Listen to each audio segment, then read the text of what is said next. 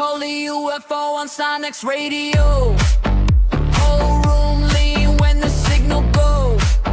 My starfire got that spark on glow. Two names hit and the code it fold. ColeyUFO, don't leave me low. My starfire, let the whole thing roll. Hands in the sky, let the rumor show. One more second then we all go. ColeyUFO, beat me up. My starfire, light it up. ColeyUFO, beat me up. My starfire, light it up. SNX Radio.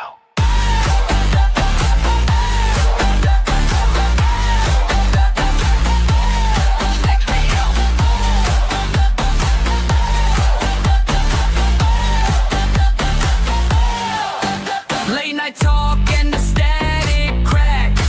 Your name comes through, I call it back. Moonroof open and the bass roll fat. My starfire make the whole block crack. ColeyUFO, don't leave me low. My starfire, let the whole thing roll. Hands in the sky, let the rumor show. One more second and we all go.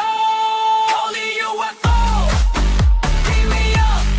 My starfire, light it up. ColeyUFO, beat me up. My starfire, light it up. SNX Radio.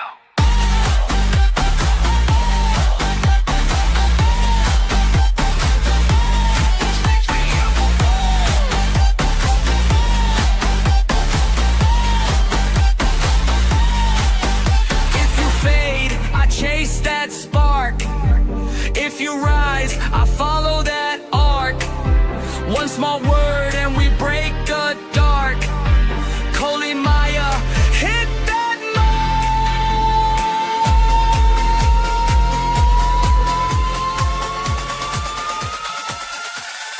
ColeyUFO, beat me up. My starfire, light it up. ColeyUFO, beat me up. My starfire, light it up.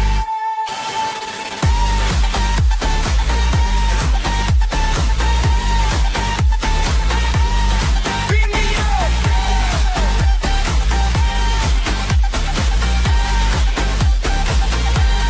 Light it up. Light it up.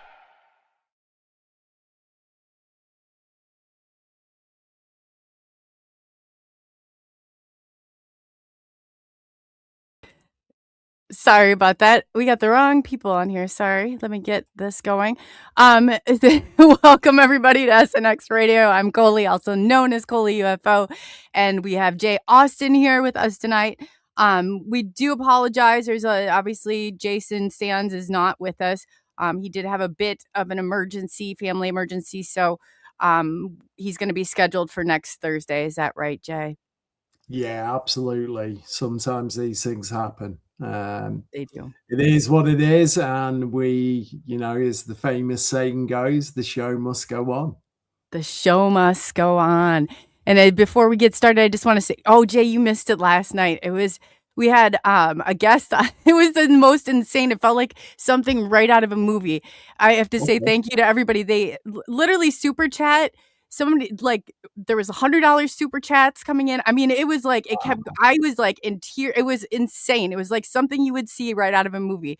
And I just wanted to thank everybody so much for last night. I was like, I lost my composure. I was sitting there. I couldn't even believe what I was seeing. It was like something, like I said, right out of a movie. So I just want to really quickly say hello to everybody in chat. We got Andrew, Gnome Trucking. If you have not seen Andrew, he was on SNX. They did a disclosure desk with Pops and I.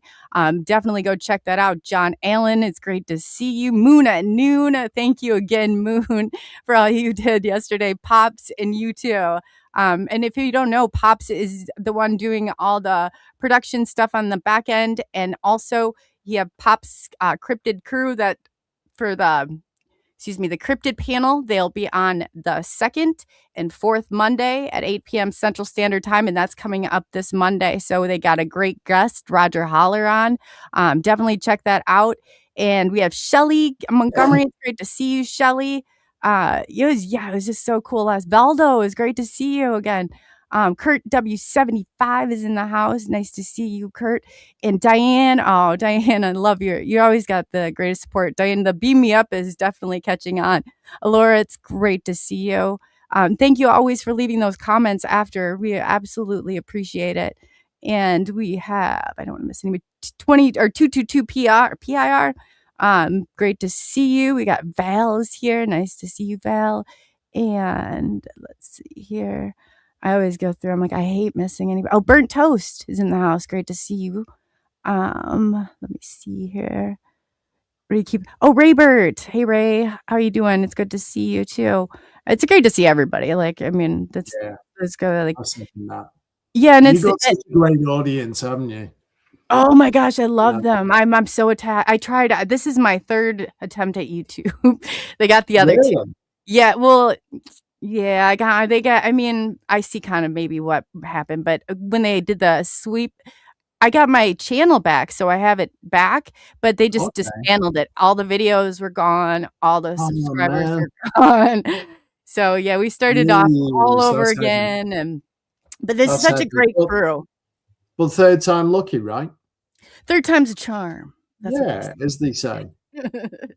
Yeah, so we're gonna have Jay next week. This week we're gonna go over we're gonna have go through the disclosure stuff, what's kind of going on, what's kind of some current events, some updates, and all the shenanigans that always go on in the UFO community. We're gonna just kind of touch on the government intel in the community as well. There's always I was always told there's always two, but yeah, so Jay, I want you guys to really get to know Jay. He's going to be here every Thursday, and he's absolutely wonderful. They're a great crew. You'll love them, Jay, as much as they'll love you.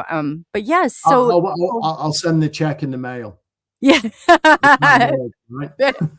I absolutely, when you came on for the first interview, I was like, man. And you probably don't know this. My kiddo is a huge fan of yours. Huge fan. Okay, that's cool. Yeah, he loves all your MMA stuff. He's a wrestler. So NCAA, is he, or collegiate, or? He's in high school. He does do at the college level. They do competitions and stuff like that. Yeah. But he was a basketball player up until last year. And I had to give him a lot of props. He made the team. And when I first saw it, I was like, whoa, what is going on? I saw a kid, they picked him up and down, and I was like, so I ran over to Brody, and he's with his team. And I said, Brody, it's not too late. We can. that's of his intuition. Right? Yeah. He's like, you can't say that now. And I was like, Brody, I just saw, but he took some whoopings out there, and he did not stop. He was so dedicated, and he's just fell in love with it. And I did too. It's unbelievable. Here in the UK, obviously, over in the States, you guys have WWE, don't you? Which is I don't want to say fake, because there's nothing fake about the injuries, but it's predetermined. So we have a thing here in Britain back in the 70s and I guess the early 80s where you would literally get your grandma Ethel sat in the front row watching the British wrestling, and she would get a handbag or purse, as you guys call it, and there'd probably be like a brick or the equivalent of that inside, and they'd swing it at the wrestlers. It was so animated, and so I don't know, like you guys have pantomime over there in the US? Have what? Pantomime. So like kind of like theater. Oh, yes. Like yeah, it's kind of like that, but it's like, they have like the menace, the bad guy or the villain sort of creeping up behind the lead part, and it's like he's behind you, and they get like all the audience interacting, and yeah. No, that is awesome, though. I can't imagine the intense training you had to have gone through. I mean, I know what he goes through. I can't even imagine what you've gone through in that. I mean, the Yeah. dedication and the time. I mean, it's not an easy thing. I know that Well, for sure. I paid myself. So when I obviously I got trained in the Olympic style of wrestling, so freestyle and Greco-Roman. And then I realized I can make some money by doing the American style of wrestling. So I actually inherited some money. I was probably 18, 19, and I flew out. I got a visa to the US. A guy that was a big name wrestler in what was then WWF, World Wrestling Oh. Federation. And I paid $8,500 for 3 months. And it was brutal.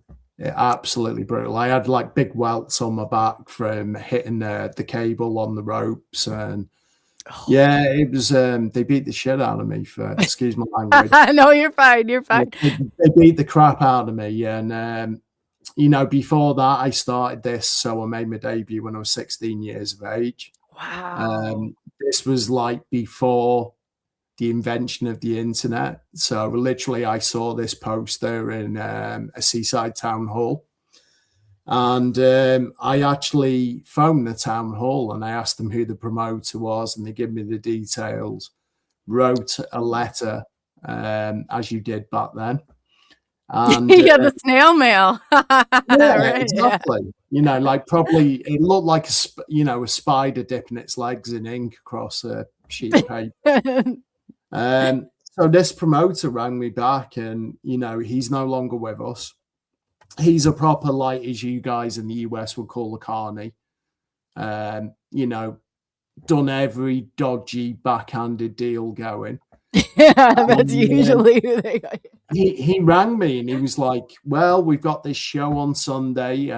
If you'd like to come down, we'll put you in the ring before the audience arrives and we'll see what you've got.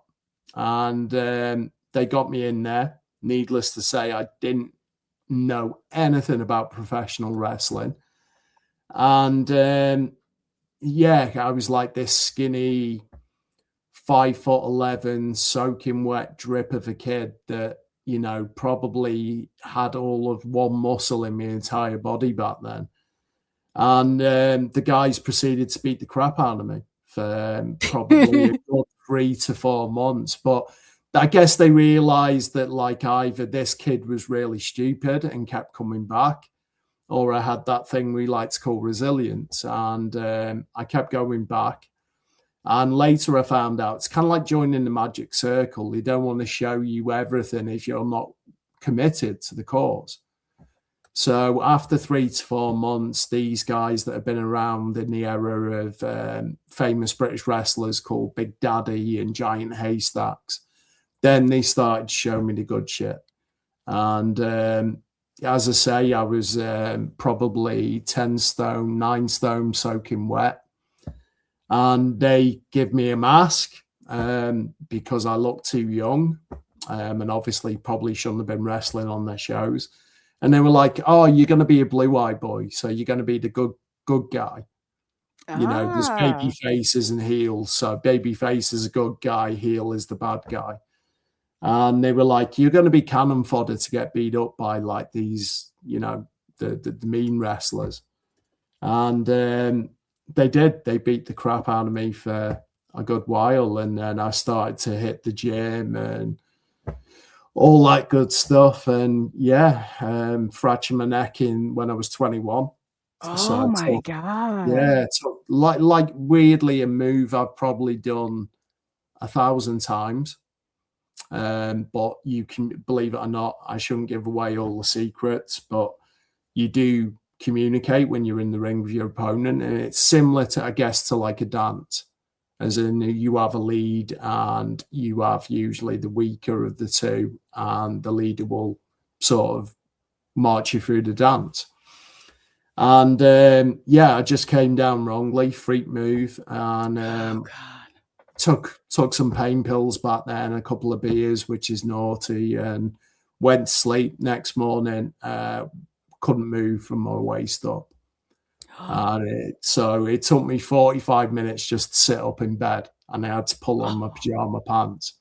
Oh my So, God. yeah, I fractured, I think it was like my C4 and my C5 vertebra in my neck. I've got a disc I had I dropped over. I lost everything, like my whole right side. I had 2 discs Really? replaced in my neck. I have metal from like here to here. And it Oh, was no one of the ways. worst. Yeah, it was horrible. I Yeah. can't imagine what a fracture was like. Well, I was going to undertake surgery literally probably about 8-9 years ago. And then a buddy of mine who was a very well-known fighter in the UFC posted his neck fusion Mhm. surgery up on YouTube. And when I could hear the screws going, eek, eek, eek, eek. Oh, you mean the And actual surgery? yeah, Oh yeah, my yeah. He God. filmed Oh the my whole thing God. and put it up Oh on my YouTube. oh. So of course, like I'm not really that squeamish, but like anything where like they've got a hammer and you can hear them knocking the Yeah. pins and the needles into the neck, into bone, was Yeah. like, I was like, nah, I'm good. So I did a lot of yoga, did a lot of aquatherapy, built up the muscles around the injury. And I think I did probably another 2 years in pro wrestling, and then literally I discovered mixed martial arts. And I'd always been like grown up as a massive fan of guys like Ken Shamrock, Dan Severn, Tito Ortiz, you guys will know in the US, Chuck Liddell.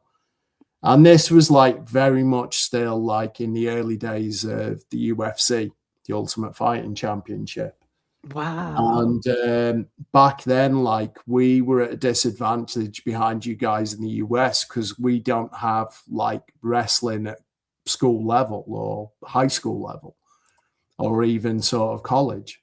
So we were kind of behind you guys for a while. And like back then, there wasn't like a load of MMA schools like there is today.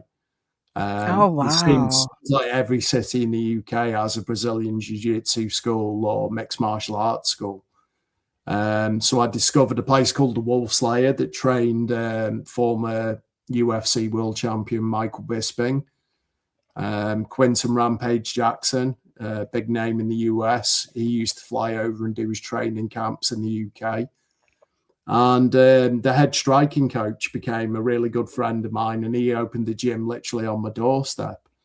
So Cool. yeah, I got into it that way. And as I say, I kind of like walked away 2018, did the promoting thing for a bit, and then which is a good sort of sidetrack from all this UFO stuff because I always believe it's good to have different interests because yourself, you immerse yourself in this topic as we're going to do tonight. It can drive you kind of crazy, at times. And, what we think our reality is to what is the, perception of the muggles out there. Yeah. Go to work, did a 9 to 5 thing, and it's sort of work, consume, procreate, and then we die.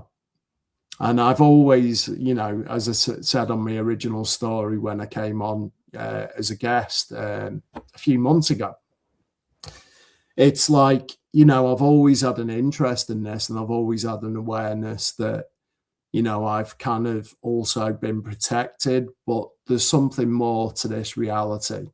Yeah. And, once you kind of acknowledge that this is a real phenomenon, I think it's just like Alice in Wonderland when you shoot down that rabbit hole. And then it splinters off into all these subtopics, cryptozoology, what we deem as paranormal. I always say, if you look at the Greek word for paranormal or para, as in paramedic or parachute, everything's paranormal till it becomes explainable, but there seems to be this segregation thing. And we touched on that last time where, you've got your UAP guys, you've got your ghosty guys, you've got your Bigfoot guys, you've got, you know, guys that are into like the Fae and, you know, sprites and Mm-hmm. things like that. And, you know, it's kind of like, you know, we know there's a connection there on some sort of subatomic level. And it's kind of like, I think we're Definitely. missing out on connecting the dots between all these phenomena. Like I was watching something the other night, they were talking about Bigfoot. Actually, it was David Palaudes who was on the Missing 411 guy. And he Mm-hmm. was on Rogan's podcast saying how, you know, in Native American culture, you know, the one, they've got like something like 40 different names for what we deem to be Bigfoot or Sasquatch. Oh yeah. You know, a lot of the time, and I've seen this myself and heard of, you know, reputable people, that a lot of these white orbs, these balls of light, are seen in conjunction with Bigfoot. So is there a connection there that we're sort of missing out on? I would tend to think so. Yeah, I think so too. That's $1 million question, but it's great because Pops in the cryptid panel, they've really opened up a lot. And I'm like, I kind of, even in my head, and they're like, no, we're not. It's not really a separate, I think No. we can, and if you divide everybody, it just kind of weakens everything from that moment. But yeah, I think they have to be connected, Yeah, they I really just got to do. give a quick shout out to Todd and Carmela, a couple of our friends from the US that came over. So you'll see in the chat, send over some deep fried mushy peas. It was a bit of a novelty to them. So we have this thing in the UK famously called mushy peas, where it is literally like the namesake. But Oh, really? yeah, so they obviously they coat them in batter and then they deep fry them. So when Todd and Carmela came to the UK, they never tried like our typical English fish and chips. So they got to try this and like weirdly liked it, even though like most of the English guys were kind of like, on your head be it.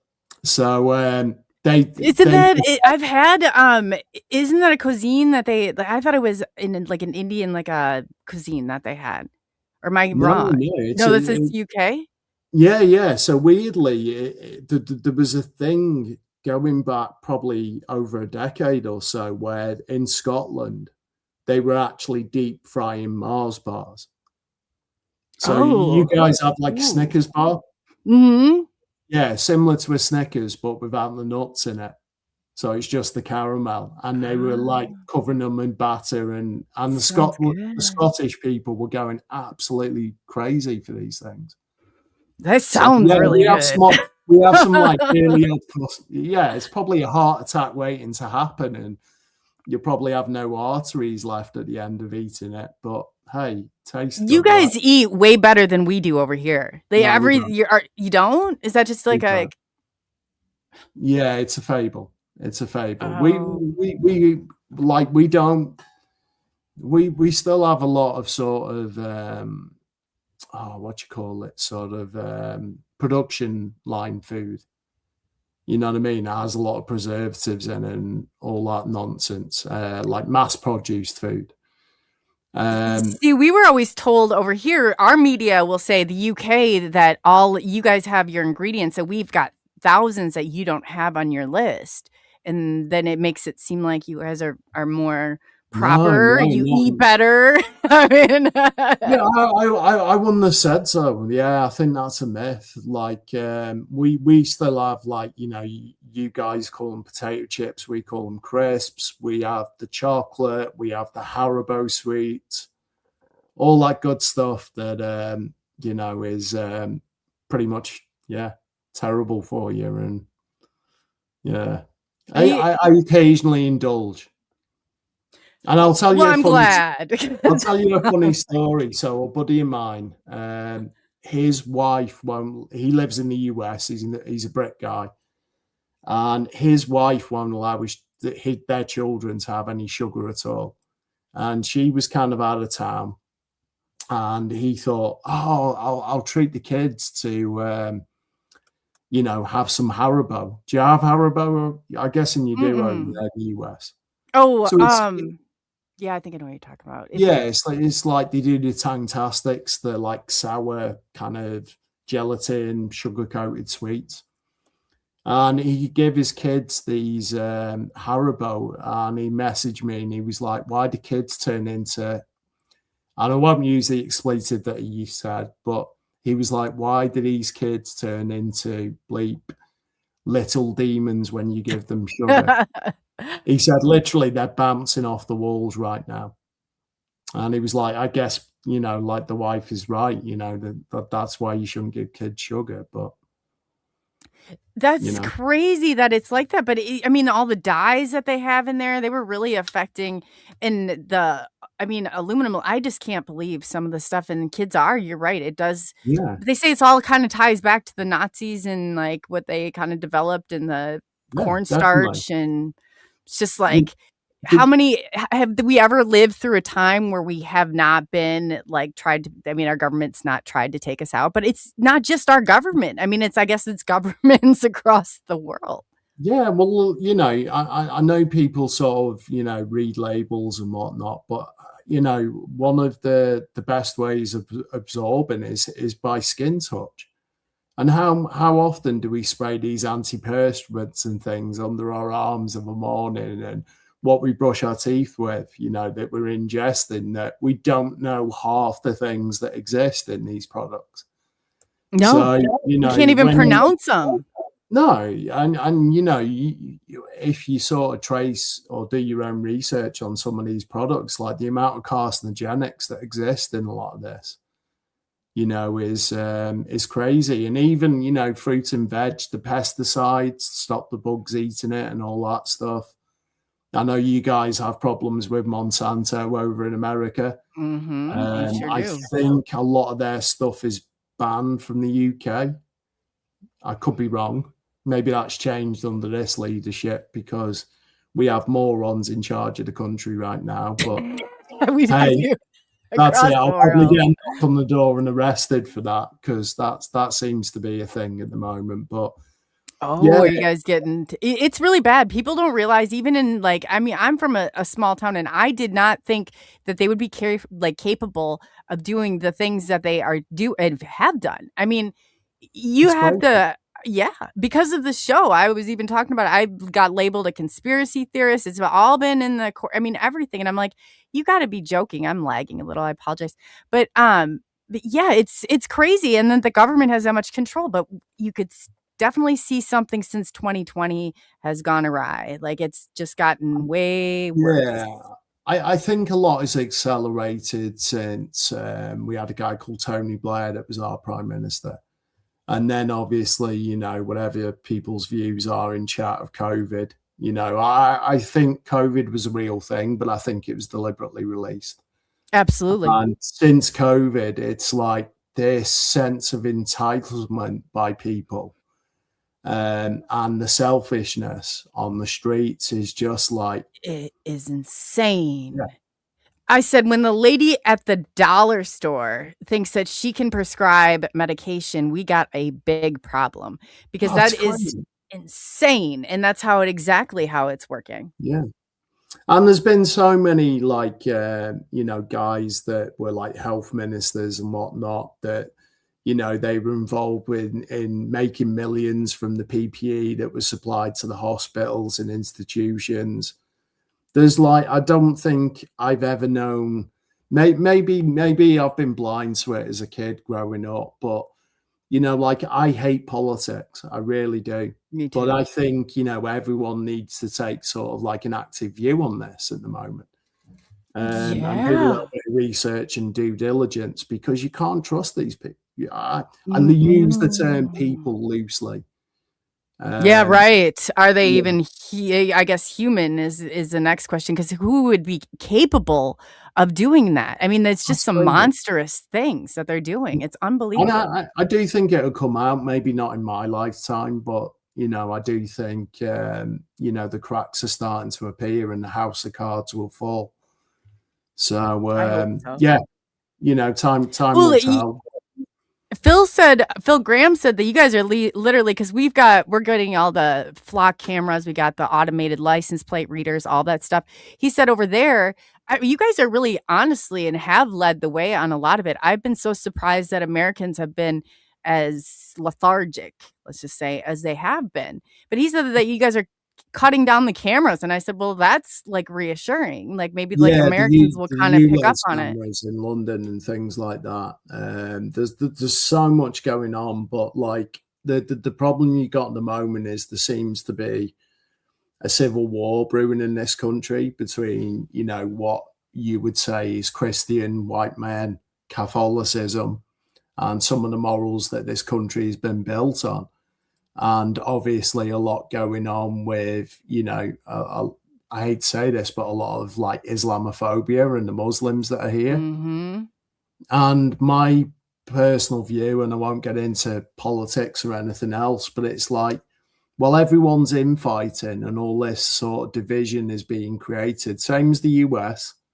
It's like these crazy, let's call them psychopaths and megalomaniacs are getting away with absolute the highest levels of corruption.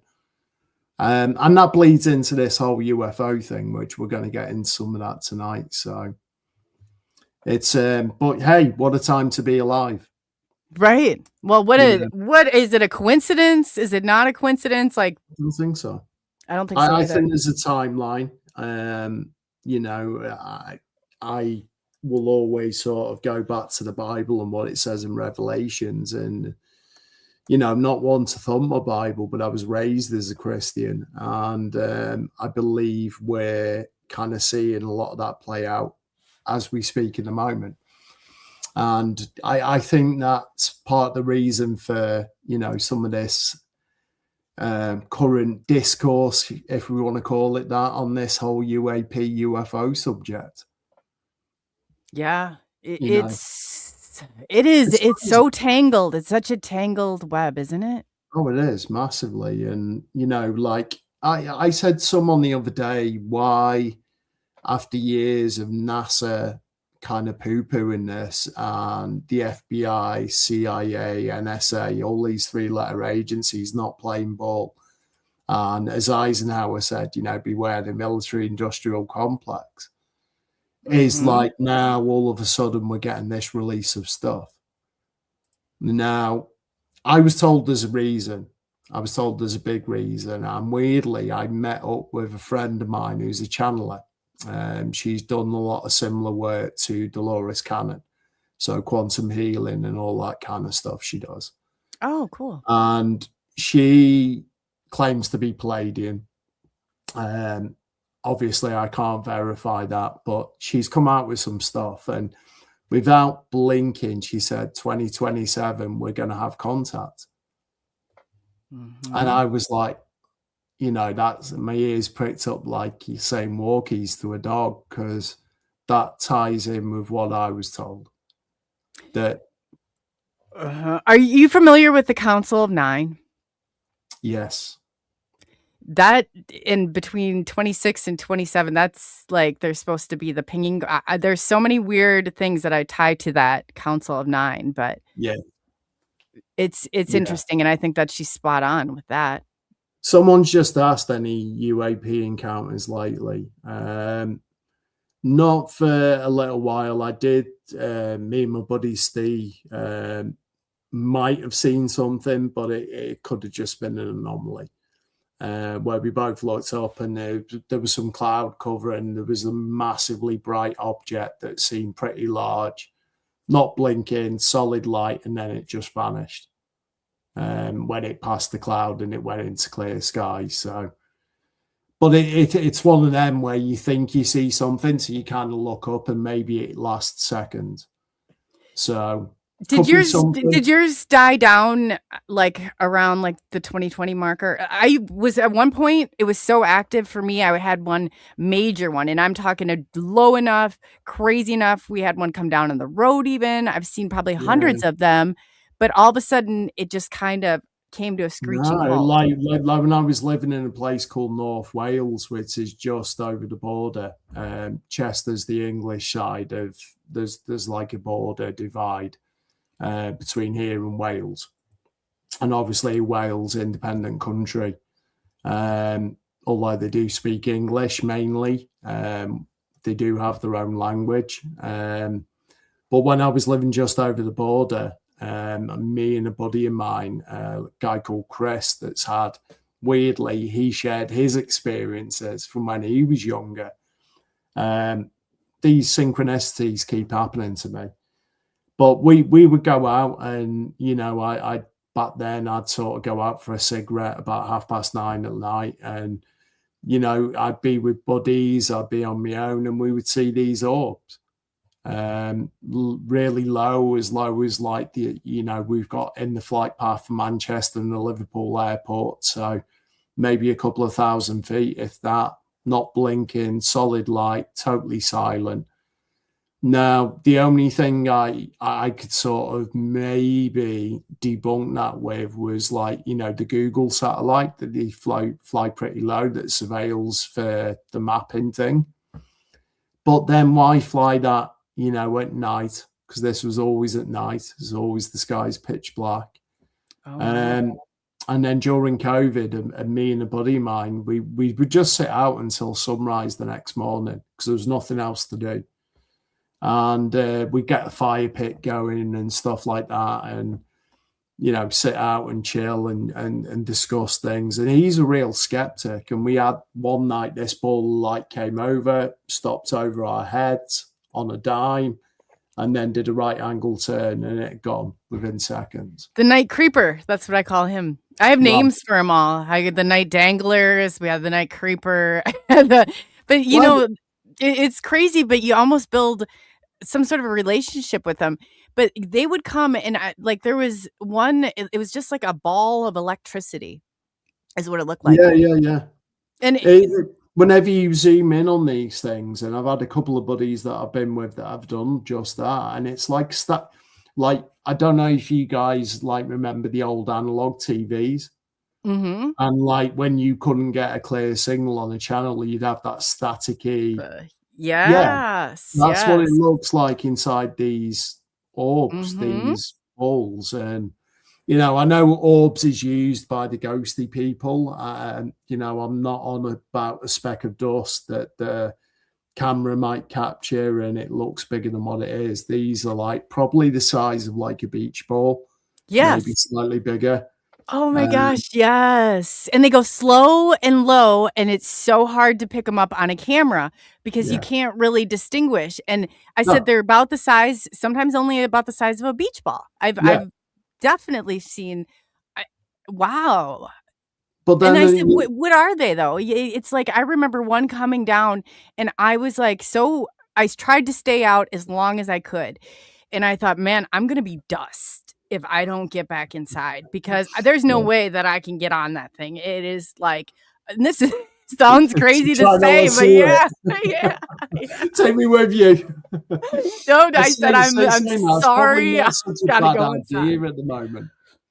You know, didn't it seem like when you see the craft that I always, like, I didn't really even think that there was somebody on board of it. And even the experiences that I had with the markings, they really separate. Yeah. But they seem like the craft that I was seeing were what I was seeing. It wasn't like, it was like that was it. You know what I'm saying? It was very intelligent. It was very, and you just lock right in. But there's two sort of schools of thought that I sort of lend this to when I see these things. And, you know, I always said it's very humanistic to think that, you know, these orbs are piloted, because all our aviation, you know, other than unmanned drone vehicles, which is a recent thing, or has been in the last 10, 20 years at least, there's like, you know, we tend to think everything has to be piloted. But I've always said, you know, what if these things, like we had Paul Sinclair on a few weeks ago, you know, and we were talking about there's an intelligence to these things. So whether they are some sort of entity themselves, I have read something literally within the last week that was saying that maybe what we see is in this small beach ball sized orb, you know, to someone else is a huge nuts and bolts technological craft. You know, that if you believe this thing about them suspending time and space, maybe the way we perceive that is how we see it then and there. The other school of thought is, I know when we're doing reconnaissance missions, we send out drones. Mm-hmm. So you will have a base. So the base in their case could be some big mothership sitting somewhere or even cloaked in the sky. Yeah. And you hear these stories where you see these small orbs coming out of, let's say a bigger craft. So is it some sort of reconnaissance? Are they mapping the earth or, Right. The first one that I saw, MUFON came out and I found them on Google. I was like, who do you report this to? But they measured it to be 50 foot in diameter. I was 30 feet away from it up on a hill, no more than maybe 15 feet above my head. And when that thing shot off, finally, it broke into about 7 or 8 light spheres. So it was like orbs or whatever you call it. I used to call them light balls, and everybody's like, that's not very professional. So I tried to scrap the light balls into light spheres or orbs or whatever you want to say, but they were one and the same. I mean, I was like, what in the heck? And it literally broke apart into and I said, explain that. I don't know. Yeah. I've seen that myself, but only where it's split into two. And I've also seen 2 objects go into one and then it become larger and then blink out. Just like you've pulled the light shade off, the switch or whatever. Lights out. Yeah. It's yeah. And it's like, you kind of it's pretty neat because I guess the rational part of my brain tries to debunk it. And I'm like, it's just police helicopters or a couple of planes coming into land, but what would make 2 lights go into one? And it's it's like a magic trick. Powers up, as James Gilliland would say, powers up and then just blinks off. It's gone. Yep. It's just like it. But what do you think? Because it seems like orbs, but this is kind of going a little step further, is that when I kind of learned how to do some of the traveling stuff and it will appear as an orb. I'm just wondering, it just seems that everything that, you got orbs with UFOs, you have orbs with the paranormal, you have orbs with people and remote viewing. Is that the way that it... the Bigfoot as well. As what? Orbs are connected with the Bigfoot, the Sasquatch thing. Right. It's...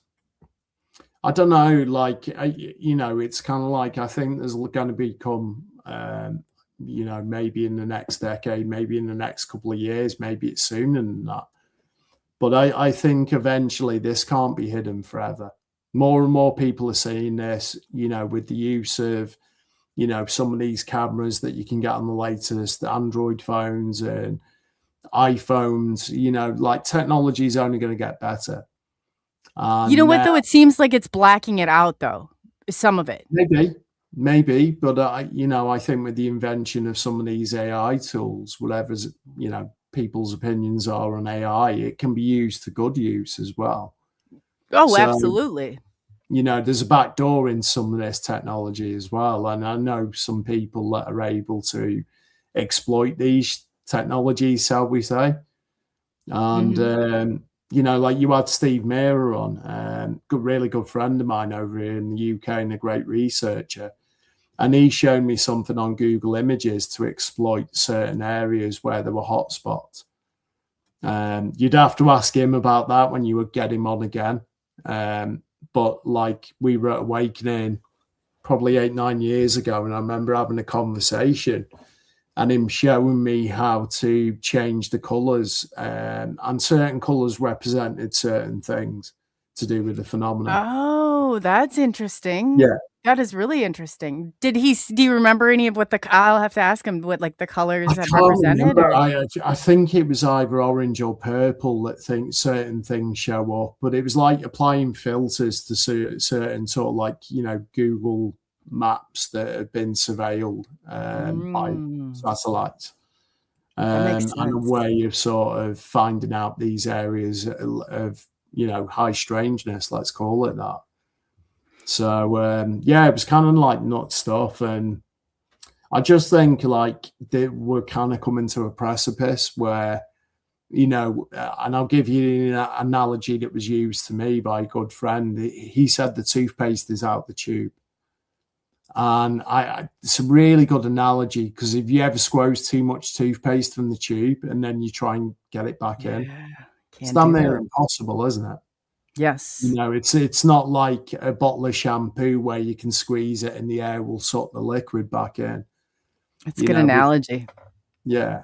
And I think we're at a crossroads in humanity, maybe spiritually as well, with everything that's going on in the world with geopolitics, exopolitics, so on. And I just feel like, and it's more a feeling and a knowing rather than, you know, I've got, you know, verifiable proof, like, you know, and we'll get into Jeremy Corbell's new movie in a bit, but, you know, it's not like I've got sort of like all this evidence sat on a hard drive somewhere, you know, and no one's got exclusivity over this. You know, no one, I believe, with this disclosure at the moment, you know, what right of other human beings have got to discern and make the choice that we shouldn't know this and we shouldn't know the true nature of our reality? You know, it drives me crazy that some people are in the privy to know and others do not, and it affects my life, your life. You know, it's like we've experienced this. Why do they get to hold that over top of us? Well, I don't like it. Growing up with, you know, a mother that was deeply religious, you know, I've always said two of the biggest questions is like, you know, what happens to us when we die? And are we truly alone in the universe? And I think the answer undoubtedly to both is like that there's tangible evidence if you look hard enough and do your own research and read the literature. Don't watch these TV shows that leave you on a cliffhanger till the next episode. You know, read the literature, read the books by like guys like Jacques Vallée, and somebody like there's lesser known authors out there that have wrote some real good stuff. And, you know, you've got to put the time in if you want to know about this. And like, you know, I started my Facebook page, you know, 2013. Obviously, since I was 14 years old, I've always had an active or like one eye on this. You know, what did I see that night? And back then it was all like, you know, the hubcap UFOs and the Mexican sombrero things. And then that's kind of changed as the years have gone on. You've got the big black triangles, and, you know, you've got Tic Tacs, you've got all these other odd shaped craft, and even craft that are seen that seem to sort of shapeshift. You know, was in, you know, we were talking about pole sighting, where I think you put the thermal reader, the thermal imaging on this thing, and it becomes this spherical, contorted ball of lights that's giving off all these flashing lights, and you can see this thing changing shape. You know, what's that about? You know, that doesn't, maybe our understanding, like we've evolved and like our automobiles have evolved on this planet, perhaps, you know, advanced technology that exists out there, perhaps that's advanced because, you know, you look at it, we're still seeing the same flying saucers that we were going back to 1947 and before that.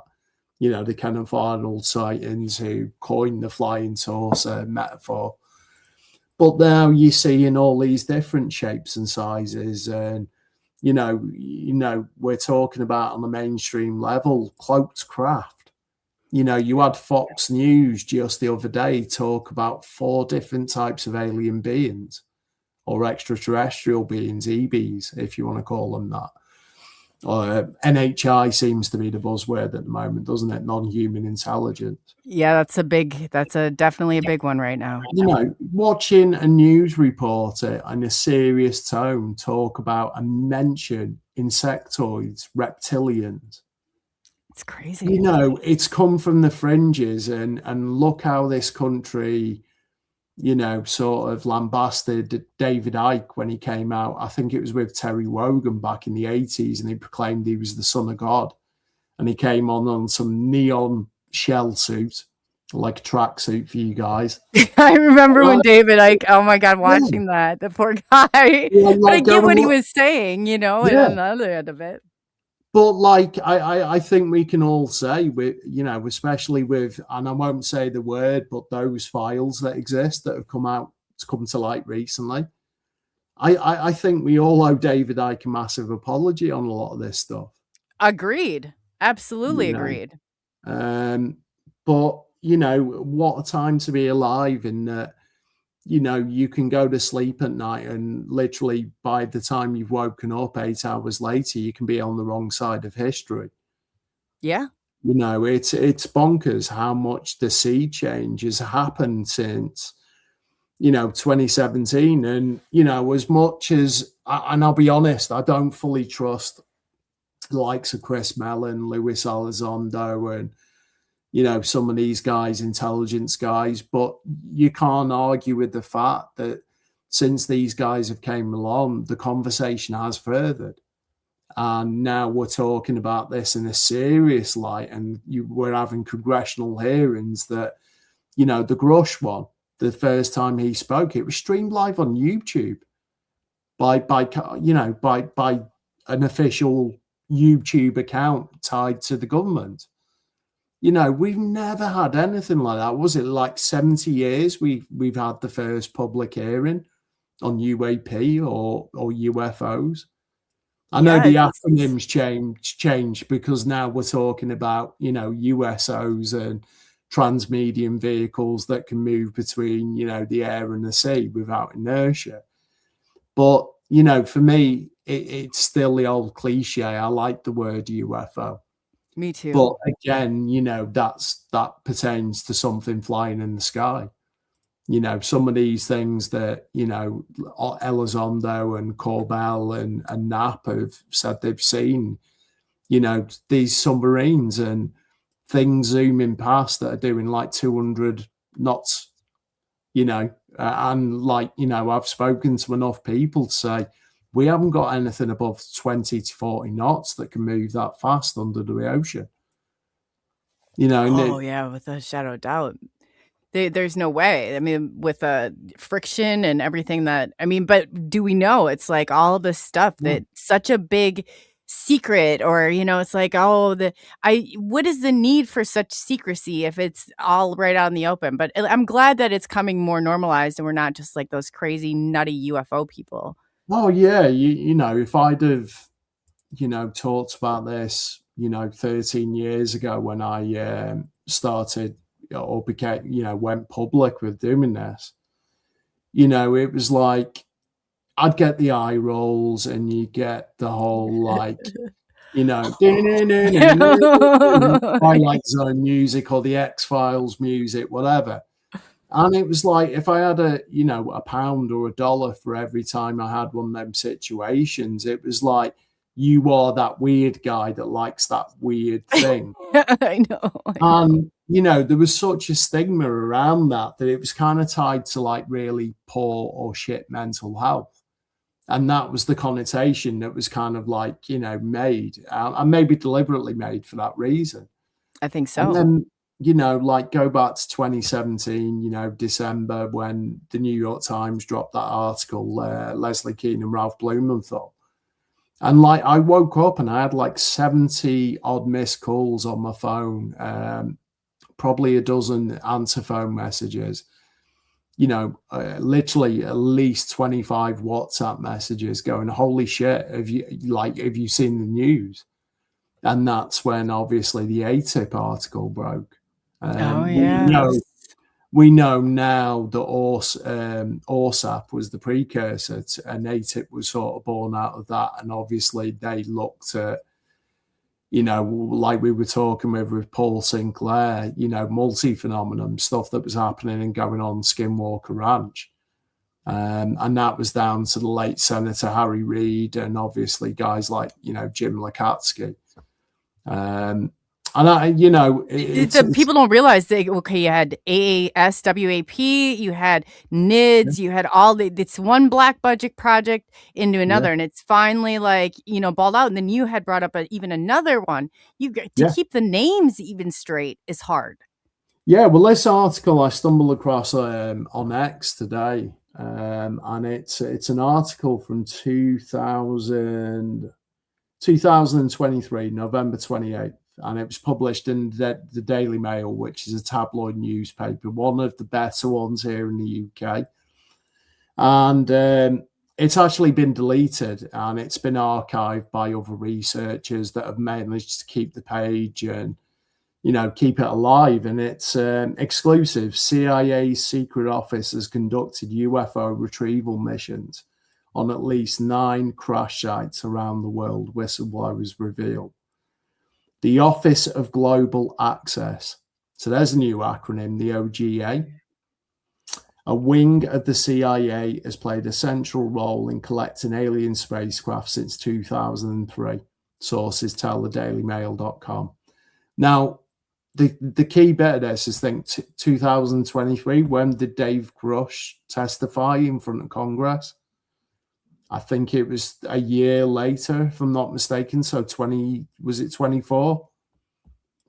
That when Grush came out, Yeah. he would have been 20. Yeah, I think you're right about that. 2020, about 2 years ago, I remember him coming out. So if this article came out before that, I find that quite damning in its assessment.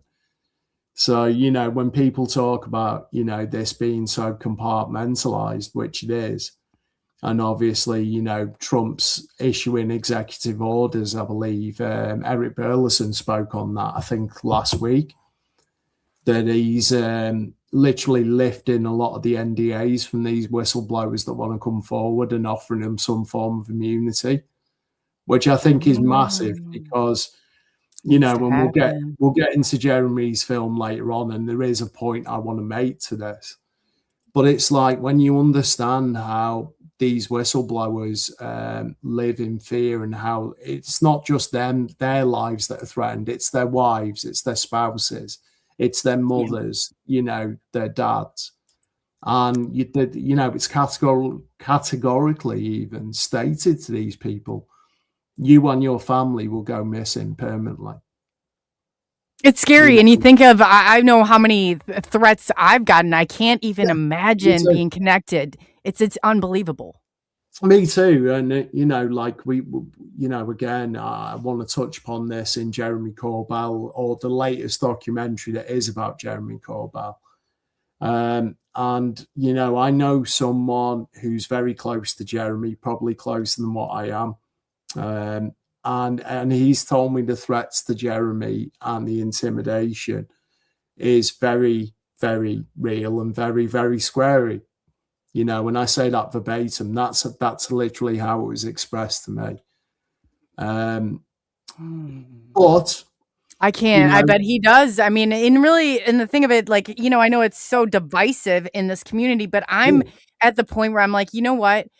I'm just going to assume everything, because so much of the crap that goes on in the fighting, whatever you call infighting or whatever they want to term it at, is so stupid that we're doing this. What if it turns out that the people we're propaganded in not to trust are the guys that are the good guys in this? Yes. And the guys we've all been backing and put, you know, championing and, you know, sort of putting on a pedestal. What if they're the guys that are like literally trying to obfuscate derail this? it? Mm-hmm. Yeah, that's exactly what's going on. And you know what? I never saw it in the beginning. You know, you look for anybody, so you look to these people that, and I found about every single one of them sitting at their nice little cushy top were a bunch of bullshit. And then the real people are the ones that are deplatformed, like James Gillian and those people. So I'm at the point, even like with the Corey Good thing, I'm taking a step back, and I'm going to assume until I prove otherwise that they're bought and paid for and sitting there and funded. And the attacks that go on, if people aren't even familiar with, I mean, they're unbelievably insane. Know, I can speak on a personal level about that, about how I've watched some of my friends' mental health suffer as a consequence of doing this. And I get to probably a large percentage of your audience. It's entertaining. You know, a lot of these shows that are put out there are incredibly entertaining. You know, Ancient Aliens and some of the other shows that exist. And some great people are on those shows. Oh, yeah. But by the same time, it's like there's a serious side to this. And when you see how it affects people's personal lives, like none of us do this as like, you know, some sort of holy crusade for whatever Right. reason. You know, like I liken this to the mafia, and I've tried to walk away from this subject myself several Me times. too. I've sworn it off for Yeah, that matter because it does. I said this comes with a price. This yeah, it isn't like does. you're out there having. And anybody who thinks that this is No. like, it is not. It is very scary at times. You know, even doing this with you tonight, you know, there's people out there that think, you know, I'm chasing fame or some sort of celebrity. If I wanted that, I could have got that from the previous careers that I've done. You It's can't. just It's a something. mission you've been given is the way I look at it. I've tried Yeah, to run, I've tried to hide from it, yeah, me and then too. I just like I've embraced it. It has Yeah, nothing. me I too. don't particularly like putting my life out there Yeah. and being shredded No, daily. me either. And I've seen a lot of the crap that you get online. You know, just the other day on Twitter, Oh or, God. or X as it's now called. Oh, And some it's of the nonsense, you know, when I saw stuff wrote in the comments about Mike Barra, yourself, Corey yeah. Judd, David Wilcock, and it's like, you know, excuse my language because I am going to swear. So if you get a strike for this, please don't blame me. But for No, you're fuck's fine. sake, you know, I the know. Aren't they guy's insane? dead. They're Let him insane. rest in fucking peace. I might not Oh, have agreed with everything David Wilcock came out with, you know, and I think, you know, sometimes certain people get taken in by bad parties and they lack maybe a bit of discernment. And I think we can all be guilty of that.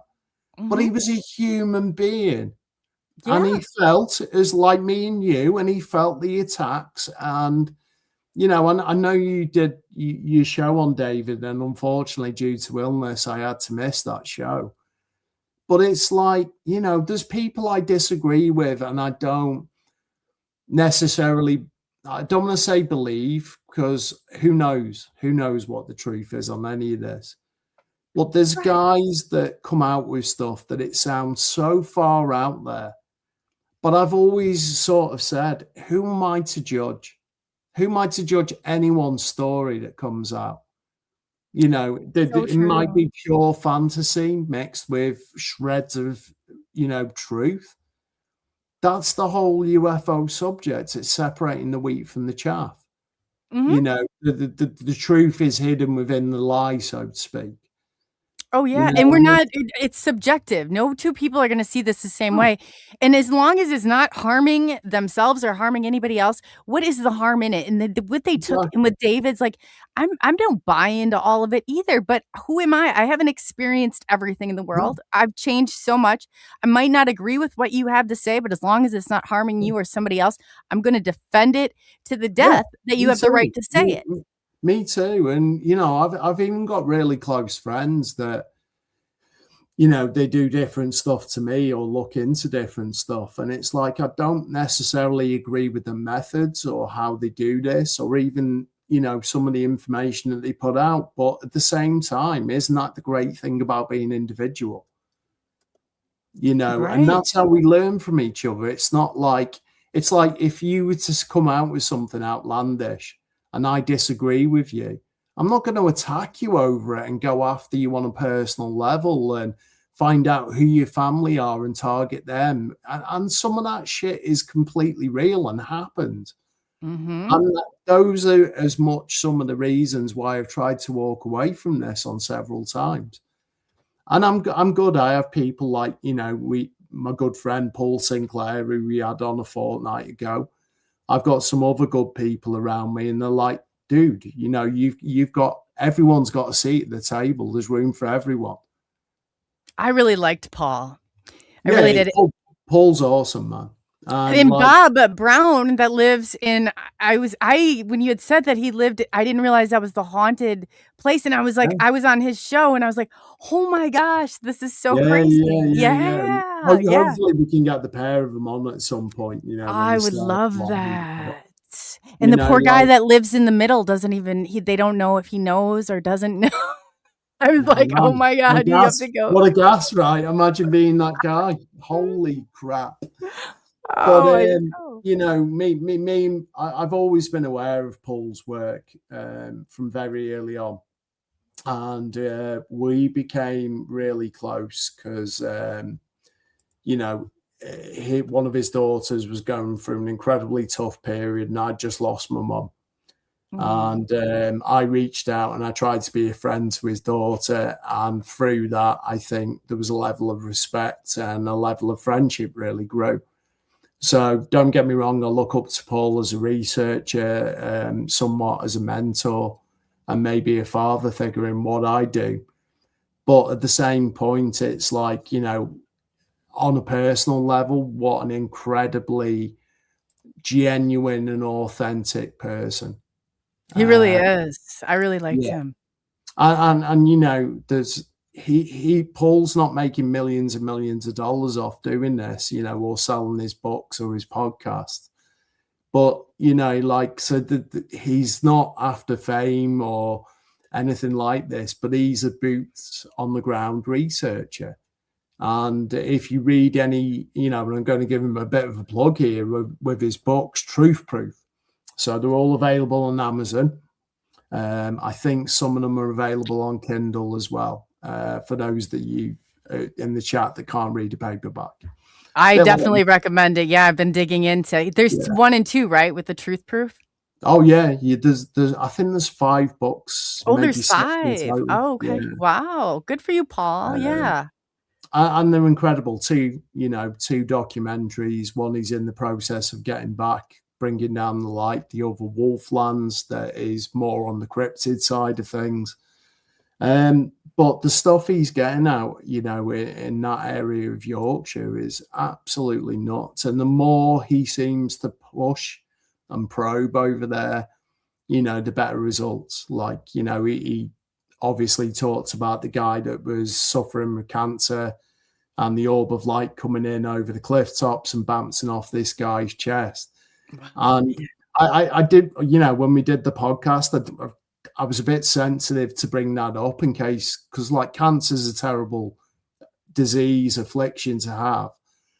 But then if you remember, Paul said at the start, and this was new to me as well, being on the podcast, that guy got the all clear. Now, in private, Paul had said to me that orb that bounced off that guy's chest that was suffering with cancer, you know, they were pretty certain it was for him. And might I add, the guy that was the cancer sufferer, he was a total skeptic to this. You think that it was like sent, like a directed? Possibly. Wow. Yeah. Yes. You know, if Chris Bledsoe and guys like that can claim to be healed by some of these things, you know, I know that divides opinion. You know, I know you've. I had that. No, but with my neck surgery, I lost my whole right half, and I was not getting any better. I had it turned into 1,000 different problems, and it was about 4.5 years I was outside that curve.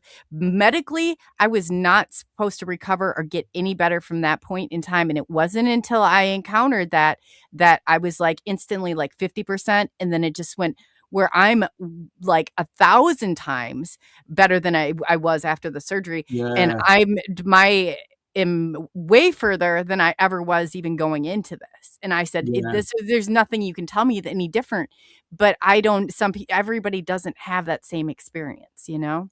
No, like I haven't, you know, this because, you know, we're friends on a personal level, but like I was diagnosed with fibromyalgia and ME. And like some days it kicks my butt big time to the point where I have to cancel doing this. Because obviously the time difference between the UK and where you are is like, you know, it's now 25 past midnight here in the UK. So I need to get my rest in. And it's like my body, when it should be getting recovery from like REM sleep, deep sleep, I don't get that. So like if I have a poor night's sleep the night before, it's like the next day is kind of like you get brain fog. All your muscles is like having a cramp, a crampy feeling all over your body. Yeah, I hate that you have to go through that. It sucks, but you know, I had a mother when she was alive, there was a kidney patient and had a heap of stuff wrong with her. And she would always use the line, there's always someone worse off than me. And that's how I quantify it.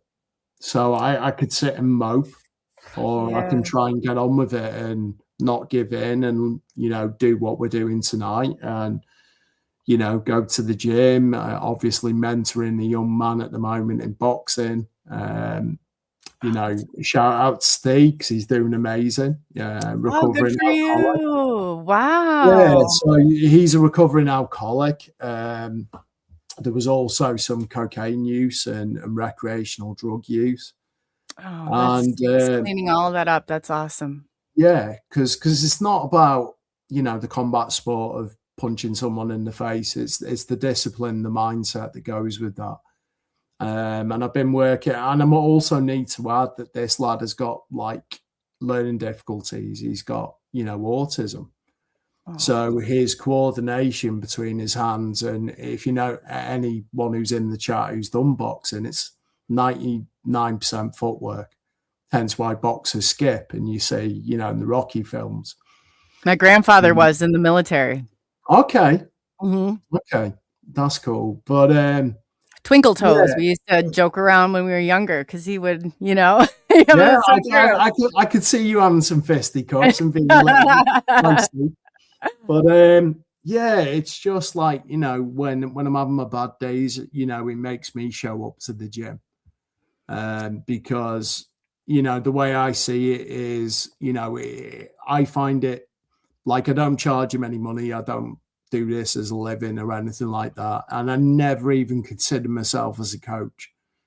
But after doing, 19 years, 20 years, probably longer, I've been involved in doing this. If I can give back and it helps change someone's life, then, I see that as a real positive. So, and I have to say that it is a huge mental, because when I was going through all that with neck surgery, there were so many times that I was on the verge. I thought, man, my son deserves better. I can't even get out there. I would tip over. Like if I were standing there, that's how much, how weak I was. I would be like tip over. Yeah. And it plays a mental role where I was like at the end of my rope, literally at the end of my rope. Yeah. And I'm not going to say it was all plain sailing, because there's been some dark moments in my life, like when I lost my mum and stuff like that. But I've always been blessed that I've always had like an unbelievable friend circle, both in the UAP, UFO world and the paranormal world, and also in my personal life. And one thing that my mum sort of imprinted on me, and we all go through sort of trials and tribulations in life, is like, never sell your soul, have a good heart, try and do right by people. And the way I see it is like, I can bullshit a bunch of people, but I've got to like the reflection that's staring back at me in the mirror.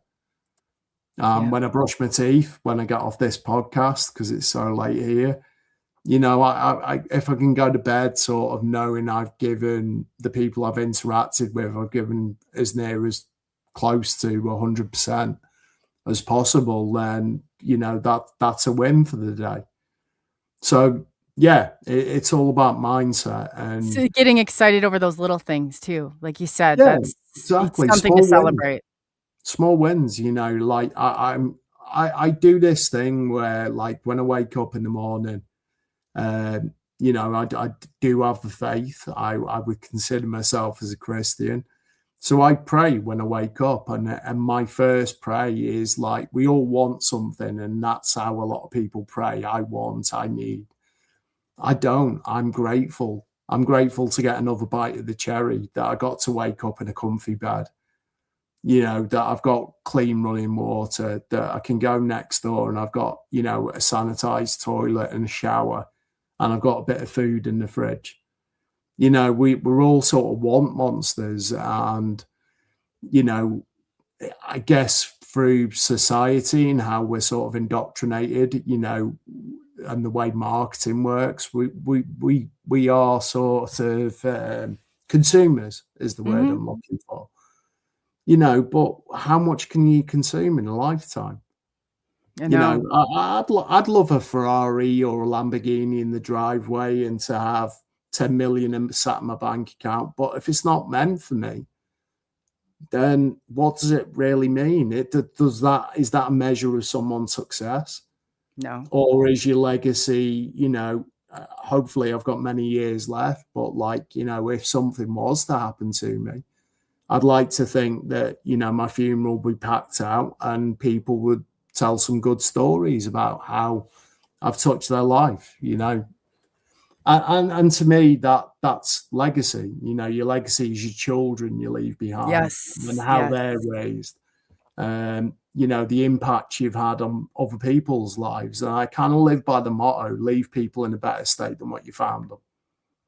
And you walk the talk, because I've seen, and I have to say, the empathy that you have and for the world, and that you've taught me a lot, like where I'll sit back and I'm like, man, you really do, Jay. You've got the heart of gold. And I'm glad that you said that. I'm really teaching Brody right now because he's all into consumer things. And I'm like, Brody, you don't take that with you. Yeah, That's not what this life is about. I'm as guilty as anyone of wanting the latest iPhone or, the designer t-shirts or hoodies or whatever. And, like we all sort of fall into that trap. But, like how much can you consume in a lifetime?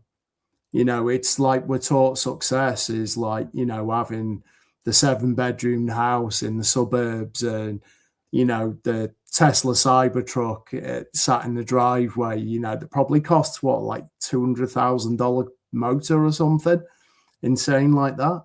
Yeah. For what? You enter this world with nothing, you leave with nothing.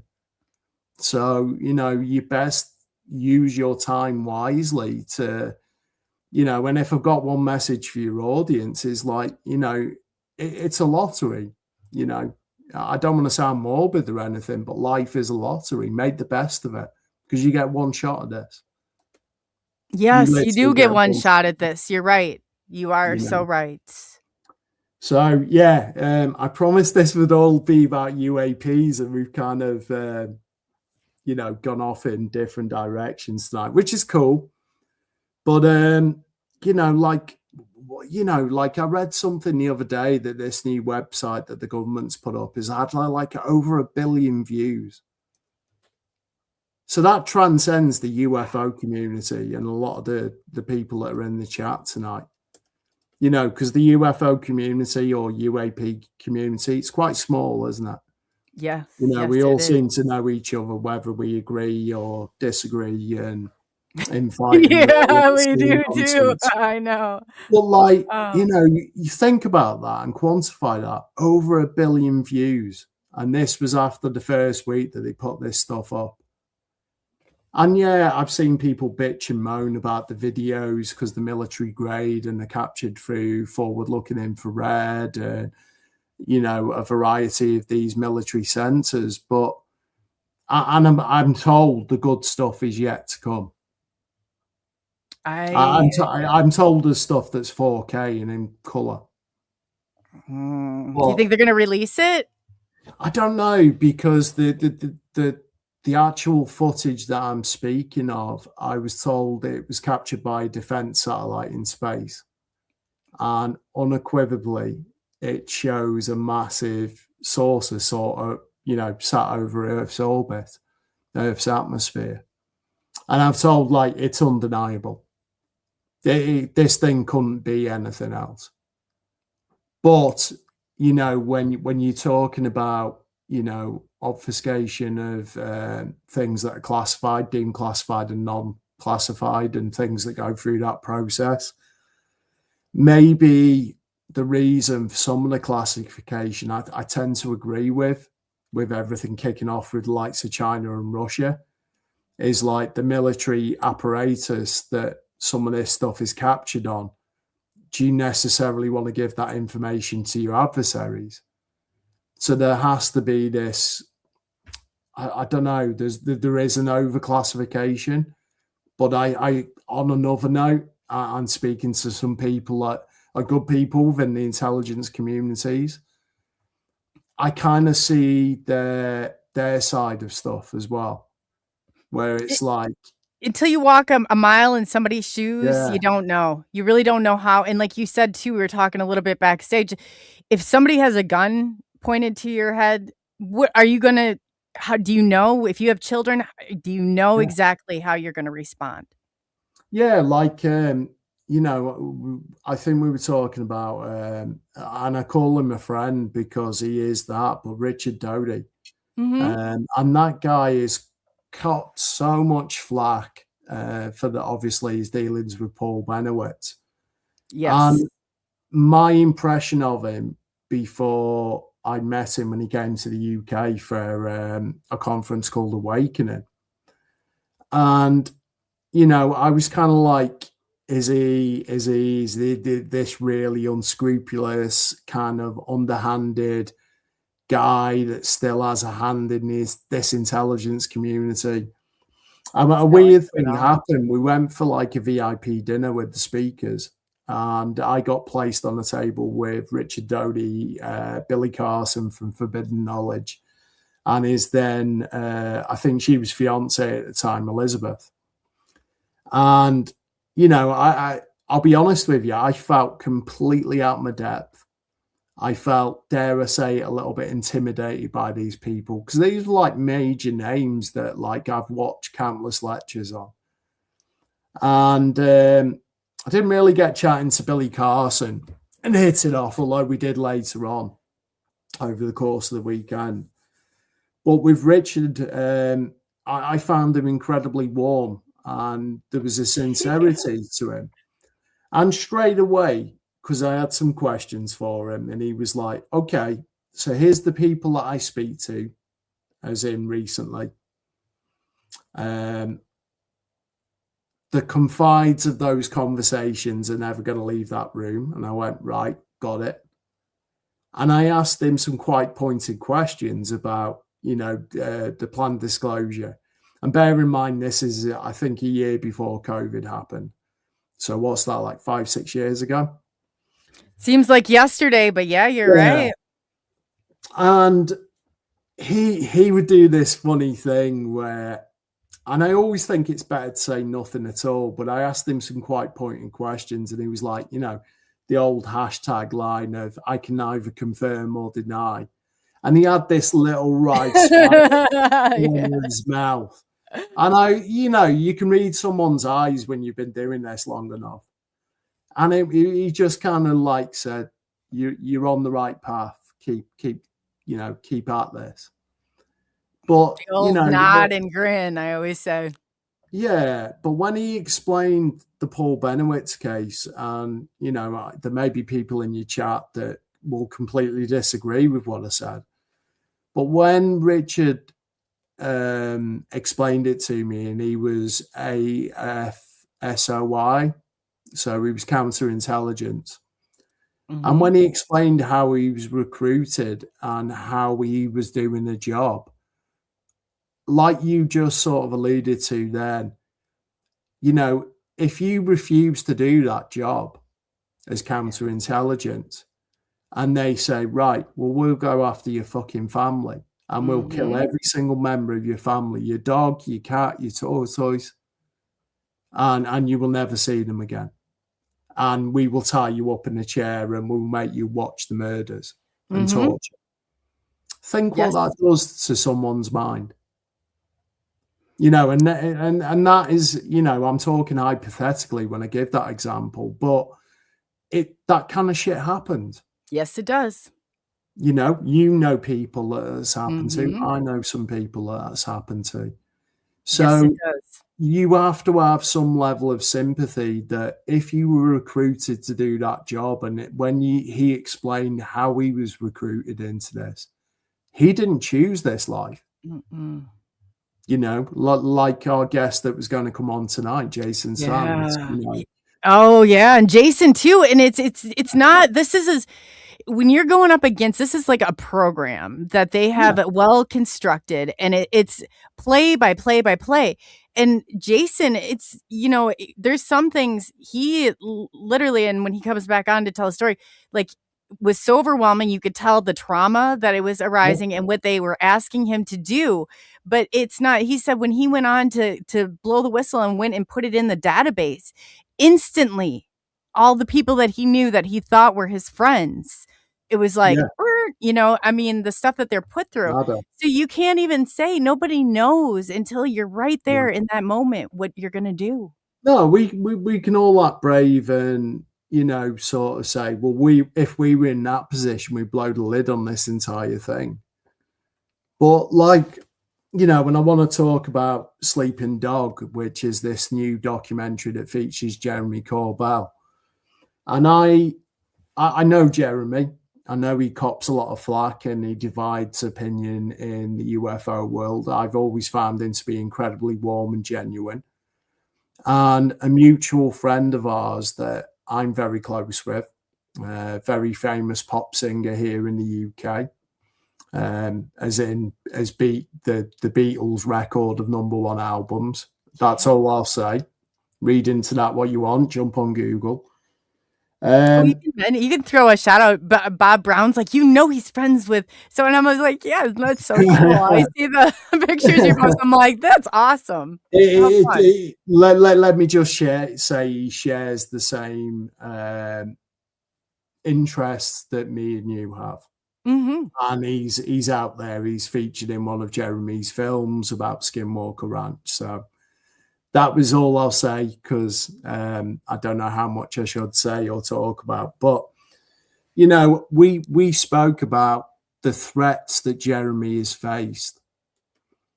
And a lot of this comes to light in this documentary. That isn't Corbell's film. It's a film made about Corbell. And it, you know, features guys like John Lear, you know, obviously George Knapp, his mentor, is in there. And some great people. And you see Jeremy break down in front of his mother, where he has to tell his mother that he required the antidote to a nerve agent to be sent to his house. And Corbell's lawyer actually said, don't go to the petrol station or the gas station, as you guys call it, in the middle of the night on your own. Do not travel alone. Because they threatened Jeremy's mother, they threatened his wife, they threatened his dogs. And I know for a fact he's been offered money to give up who is leaking these videos to him. But on one of the episodes of Weaponized, and it's highlighted in the movie, Jeremy has what they call a dead man switch. And I know this to be true. It's been verified by people closer than what I am to him. And on the movie, he goes out into the desert, undisclosed location, and digs up like a military case that's buried underground. And in that case, one of the things is a USB pen drive. And he plugs it into his MacBook. Bear in mind, this documentary's probably been wrapped up for the last 6 months, right? Yeah, that's a key element to this, and I will get to the reason why. So Jeremy plugs the USB drive into his MacBook, and you see some of the names of the files. And like one of them's Fast Walkers. These are all military files that he's been given with video. Some are, I believe, is in color and, you know, a lot clearer than what the government's shown on this website currently. But he shows a few seconds of a couple of videos. Now, here's the nuts thing about that. The video that he shows on this documentary, and the you know, call them Easter eggs or a couple of second clips, the same videos were released on the government's website. Three in particular that Jeremy shows. Now, this friend messaged me the other day and was like, holy shit, is this purely coincidence? Because 3 days after Jeremy's film was released, because it's only been released in May, 3 days after the government put this war.gov/UFO website up. And they released, what was it initially, 146 pages of data. And you've got stuff in there alluding to Apollo 17, even though NASA, the acronym, let's be honest, never a straight answer, right? Yeah. But, for them to suddenly pull rank and publish images that were taken from Apollo 17, and there's these weird still images of weird light, odd colors as well. Not atmospheric anomalies, at least I don't think so.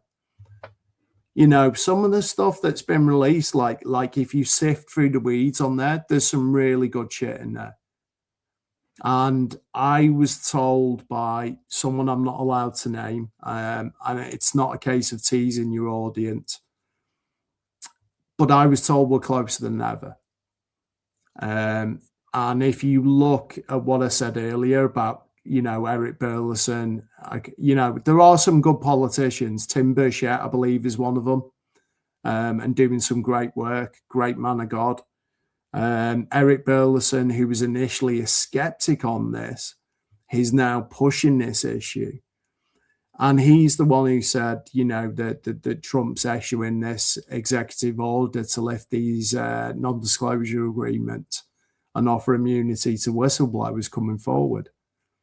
Because this isn't like, when people think of this being, just CIA or FBI and these very compartmentalized organizations that aren't playing ball. It's way deeper than that. And when you go into some of these private aerospace industries and the private contractors that are involved in this, and people say, well, why? Why is all this reverse or captured technology sent to the likes of Northrop Grumman and Lockheed Martin? Even in the UK, we've had British Airbus systems named. And weirdly, my stepdad used to deliver motors to him, and he said there was places on their facility that were a no-go area if you didn't have the clearance. Mm-hmm. And now on the face of it, they just make wings for the A380, which is the massive Emirates plane, the double-decker thing that flies. That's predominantly what they do. And then they get shipped to France and sold to, Emirates. What's the other one? Etihad Airways that fly to Dubai, these big luxury aircraft.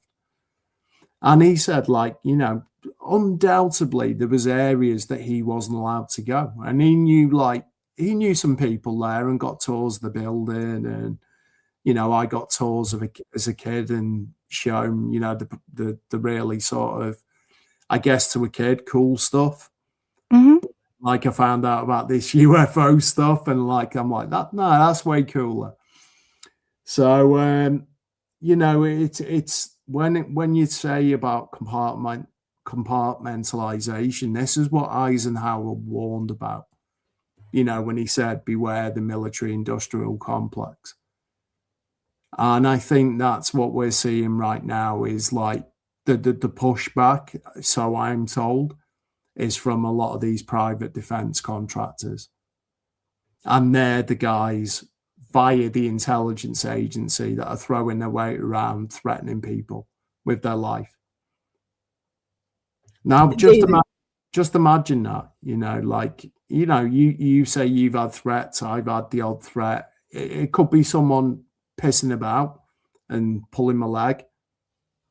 But they're very when they do it, they're very, very. I have even text messages that will say, and they have my full name, they have my address. I can even pull one up, and they're like, "Are you afraid to die? Are you afraid like you're being hunted and stalked?" And they go to nothing, they trace to nothing, but they seem very local at the same time. Well, people forget, even the. Some of these people that are called grifters in the UFO community. And I go back to the David Wilcock thing. Whilst you may not agree with everything that they say, or you can find holes in their stories or whatever, like I said, separating the wheat from the chaff, right? And that's our job as researchers and, investigative journalists to kind of pull this shit apart. But by the same token, it's kind of like these are human beings in the most. I believe some of them are, you know, whether the, you know, the Yeah, shit yeah, runs right. out That and we we're find a losing bunch. that term loosely. Let's Yeah, just let's say. use, I was going to say lose that loosely. That's back to front, isn't it? Use that loosely. Bit of a tongue twister, but it is 10 to 1 in the morning here. So, yeah, it's like when you see how it affects people on a humanistic level, it is kind of messed up. And it's great. And And, they you know, terrorize. They it's out in the, yeah, terrorize. it's out in the Yes. mainstream.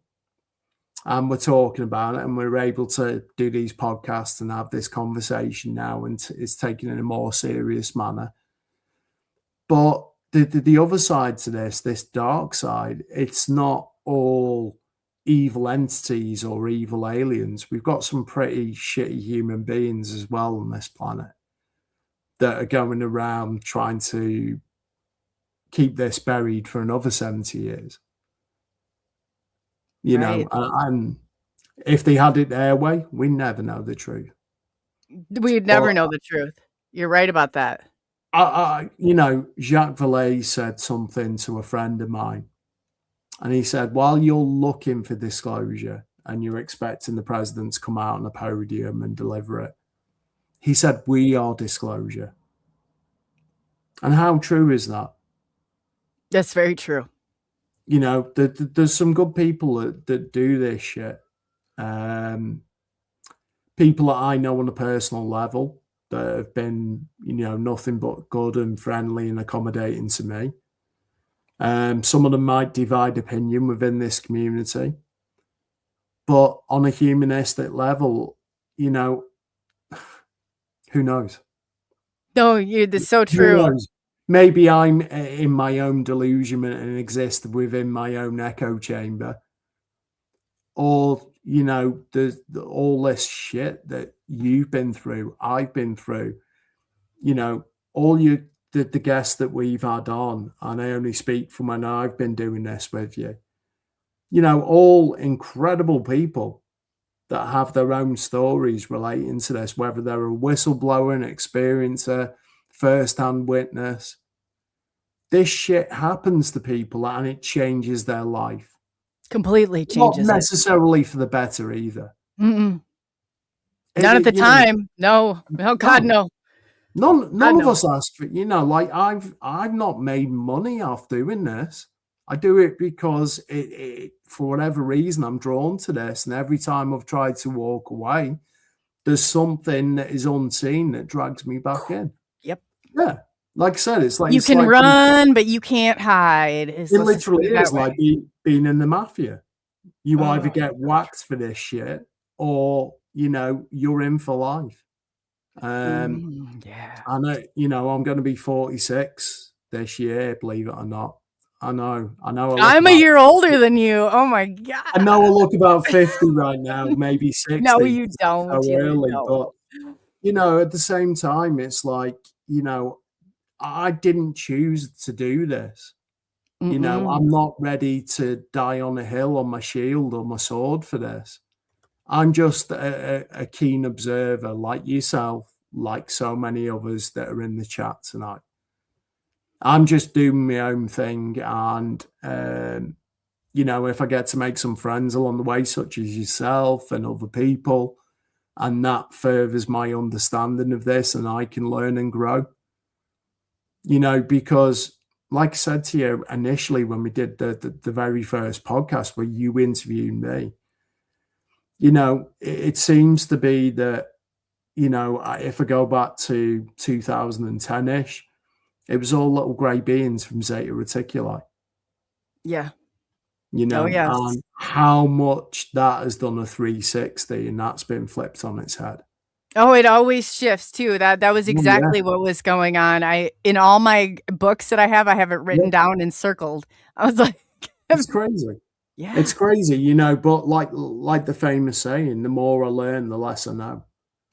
And the more questions I have. The more questions you have. Yes. And you know. anybody who says, and I didn't think anybody would get into this, making this up. And I felt like if I did my part, I could hand it off.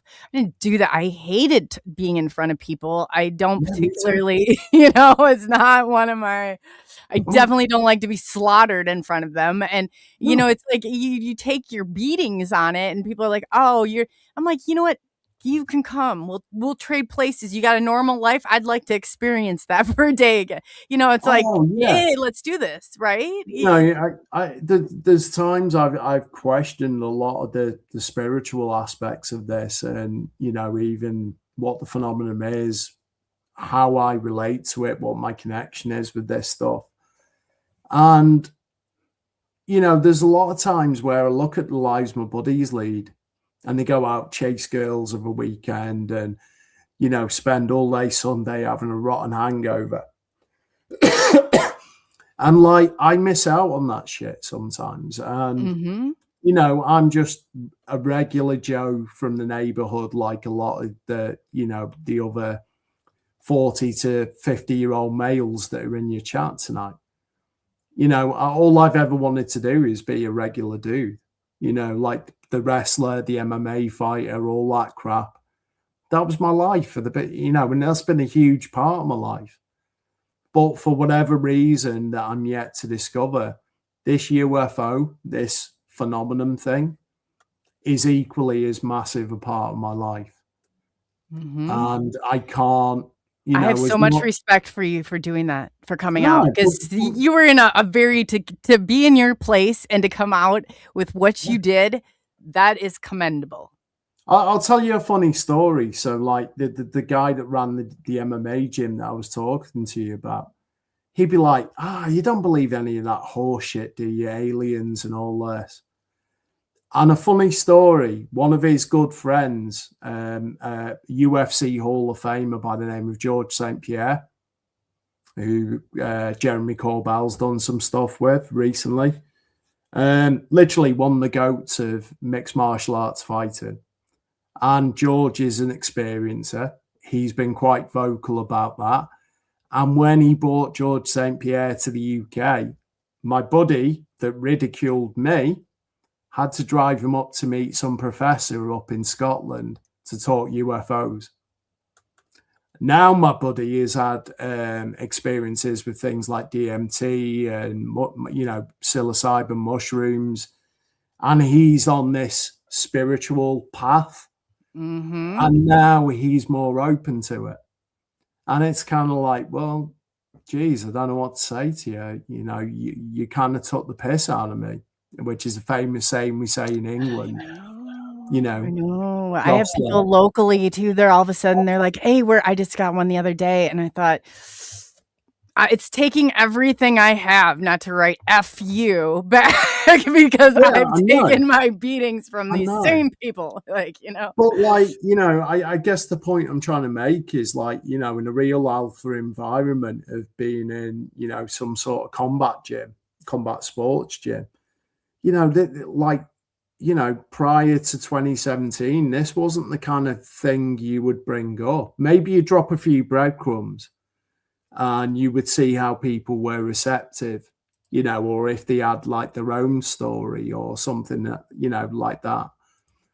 And weirdly, even in my last full-time job that I had, the guys that would do the eye rolls and sort of have the sniggers would be all the guys come clocking off time that would come up to me in private and go, so, what's this about this ATIP thing or the Dave Grush thing? And weirdly, I was told I knew about Dave Grush about 12 months earlier.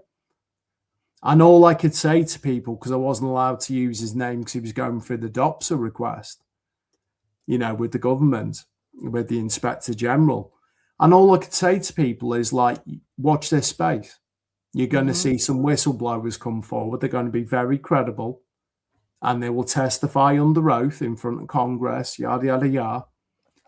And lo and behold, the debrief published the article. They were the first to mention Dave Grush's name. And then all hell broke loose. He's on News Nation with Ross Coulthard and the interviews. Everyone's seen him. And then you've had the Jake Barbers and the guys that have come after. Yeah. You know, Commander Fravor, former Lieutenant Ryan Graves. Like, I've interacted with some of these people. These are good people, good patriots, Yeah. and also defended your nation and ours Yes. as well, Yes. you know, and been entrusted with some of the best weaponry on the planet. And you know what? And Jason Sands taught me a lot, because I was, prior to him, anything to do with the government, I have such an turn off by, but he taught me a lot. Like, instantly meeting him, I didn't know there was experiencers. I just automatically assumed government bad, but that's not the case. That's Me not. too. It was a very good learning lesson. Like I said, I know people that are active in intelligence communities now, and they're good people. They're truthful people. Like I mentioned, you know, Tim Burchett was recently on Joe Rogan. And like, I think I've been doing this long enough where I have a pretty good bullshit meter for people. And I discern, and sometimes I get it wrong, and they turn out to be truthful. And that's on me. I've ended up with egg on my face. Yeah. But at the same time, you know, some of these are good people that just are as curious as you and me. Maybe they've seen a little bit more than you and me. Maybe they haven't. And they want to serve their country. So when you know, you guys have the Constitution of Right, and when they signed up in the military to fight for their country, they're still doing that on this issue, just a different issue than being out in Iraq or Afghanistan. You know, what if when all this comes out, if it turns out Lou Elizondo is actually, to a degree, telling the truth on the majority of this, or saying what he can say without his family going missing or being threatened? You know, none of us know who these people are. We can all sit back and call them grifters, and because they sell the books and they're on the TV shows and they make a little bit of money off doing this. But They're also put right out on the slaughter bin too, you know? Yeah. You know, one of the arguments with David Wilcock, who we spoke about earlier, God rest his soul. Yeah. David was not poor by any means. And he made a few dollars off this and the TV shows and the Gaia stuff that comes with that. But then look at all the shit he got for that. Mm-hmm. You know, isn't that the same? And shouldn't we be looking at people like Lou Elizondo and, you know, I won't say Chris You have Belling. to live, though. You have to live. If you're going and you're dedicated your life, it's unfortunate, but you have to live. Then that costs money, and that's a part of this reality. Yeah. But the stuff, the price that is put on it, and it comes with every time I get, it was like Twitter. As soon as I crossed, I think the 10,000 marker or whatever, you know, it was not pleasurable by any stretch of your imagination. And up until I think it was 2022, I got up to 1 million hits in a month, and that was the worst month of my life. I left. I completely walked away, and I literally am streaming on there because the people, they know who they are. It's finally, I feel like we started to turn this around, but we need to stay together. And, you know, this goes back to what I was saying earlier, as in, like, you know, I may not be in agreement with some of what someone says, but that doesn't mean I attack them or attack their credibility. Because who, you know, like, if you want to go back to what it says in the Bible, who am I to judge anyone? Yeah. Why, you know, you wouldn't want to be judged in that same way by them. And sometimes we do, and unfairly, you know, so. But, you know, who am I to judge any of these people? Shouldn't we be waiting for the big reveal and then to make our minds up when all the information is out and we know who said what and why they could say what they did at the time? There's always an element of truth. There's always an element of truth. And not how, you know, because I learned when the hidden in plain, I won't even give them to say their name out loud, but they're actually the real true identities. Yeah. Somebody found them and they are terrorist, in my opinion. But the thing of it is that the way that they report, and that's where I'm like, they can take anything. They can take somebody out doing the right thing, and they will take that situation and they will And twist exploit it, it, they yeah. will turn it. Yeah. So we don't even realize sometimes until you go in and you do your research on what the actual situation was like. And I guess until it happened to me, I was probably that judgmental. I really was. Yeah, me too. And you know, I'm just as guilty of following those traits. You know, when I was young to this subject, dare I say. But you know, at the same time, it's like, you know, like I'm skeptical on a lot of this. There are a lot of charlatans in the spiritual world at the moment, like mediumship and all that kind of stuff. And people have realized there's a living can be made off doing this. But there are also some extremely genuine people that I know of. People that have told me things and shared things with me that they wouldn't necessarily know. So, you know, it's, again, you know, who am I to judge? You know, yes, we need discernment, and I encourage everyone who's listening tonight to have that level of discernment with them. But by the same token, it's like, keep an open mind. Wait till you've got all the pieces of the jigsaw to form the picture. And right now, I don't think any of us have all the pieces of the jigsaw. Maybe we will. Maybe this is a sea change in terms of like transparency. And also, I you know, I published an article on my website about this. And I said, if you look at what's happening in the UK and governments around the world, they're losing a lot of trust with the people. Mm-hmm. There's a lot of it, you know, and we're after the watershed in England. So I'll say it as it is. There's a lot of fuckery going on. Mm-hmm. And for them to lose trust over this when this is becoming a bigger and bigger issue, I don't think they can keep a lid on this anymore. I think it literally is like when you put the pan on the boiling veg for your Sunday dinner and the lid's simmering and it's ready to pop. I literally think we're at that point now. And for whatever reason that is, whether, you know, contact will be made or there's something on the way. I know Jeremy's alluded to that and said it was bullshit. Mm-hmm. And said he saw the CIA documents from the 70s that talk about this false flag event. And obviously that's something that Greer, you know, Dr. Stephen Greer spoke about for years, Project Bluebeam. They could pull that shit off. And when you see how realistic these holograms are that they have in places like Dubai and Abu Dhabi. Oh, it's insane. Yeah. Huge whales jumping out of fountains in front of hotels that aren't even real. And they look as real as me and you having this conversation right now. Oh, yeah. So you don't think they can put an effigy of Jesus Christ in the sky or a huge mothership, Independence Day style? Oh, they plan on it. Oh, yeah. They sure can. We've had this technology they were going to in the Middle East. Bluebeam was initially like when they were really rolling it out. I mean, it's existed for quite some time, but they were going to use it. So Allah came and told the people, I believe that's in the Middle East, that to retract and all this other stuff. That's exactly what was going to happen. It's crazy. You know, I'm one thing as I've gotten older, you know, that I realize is no war on the face of it, at least the propaganda where, you know, that's shoved down our throats by mainstream media, is fought for the reasons that we're told they're fought for. You know, again, let me fix my tinfoil hat on and pull it down over my ears like swimming cap. But like I remember having dinner with Linda Moulton Howe when she was in the UK, a friend of mine, Colin Wolford and ourselves. And she brought up, you know, Saddam Hussein's assassination. And she said, you know, obviously he was assassinated because he you know, the Iraqis at the time allegedly had these weapons of mass destruction. And she pointed out something on UK news when they said the Iraqi soldiers were tunneling 2 miles underground. They were close to finding the Ark of the Covenant. Mm-hmm.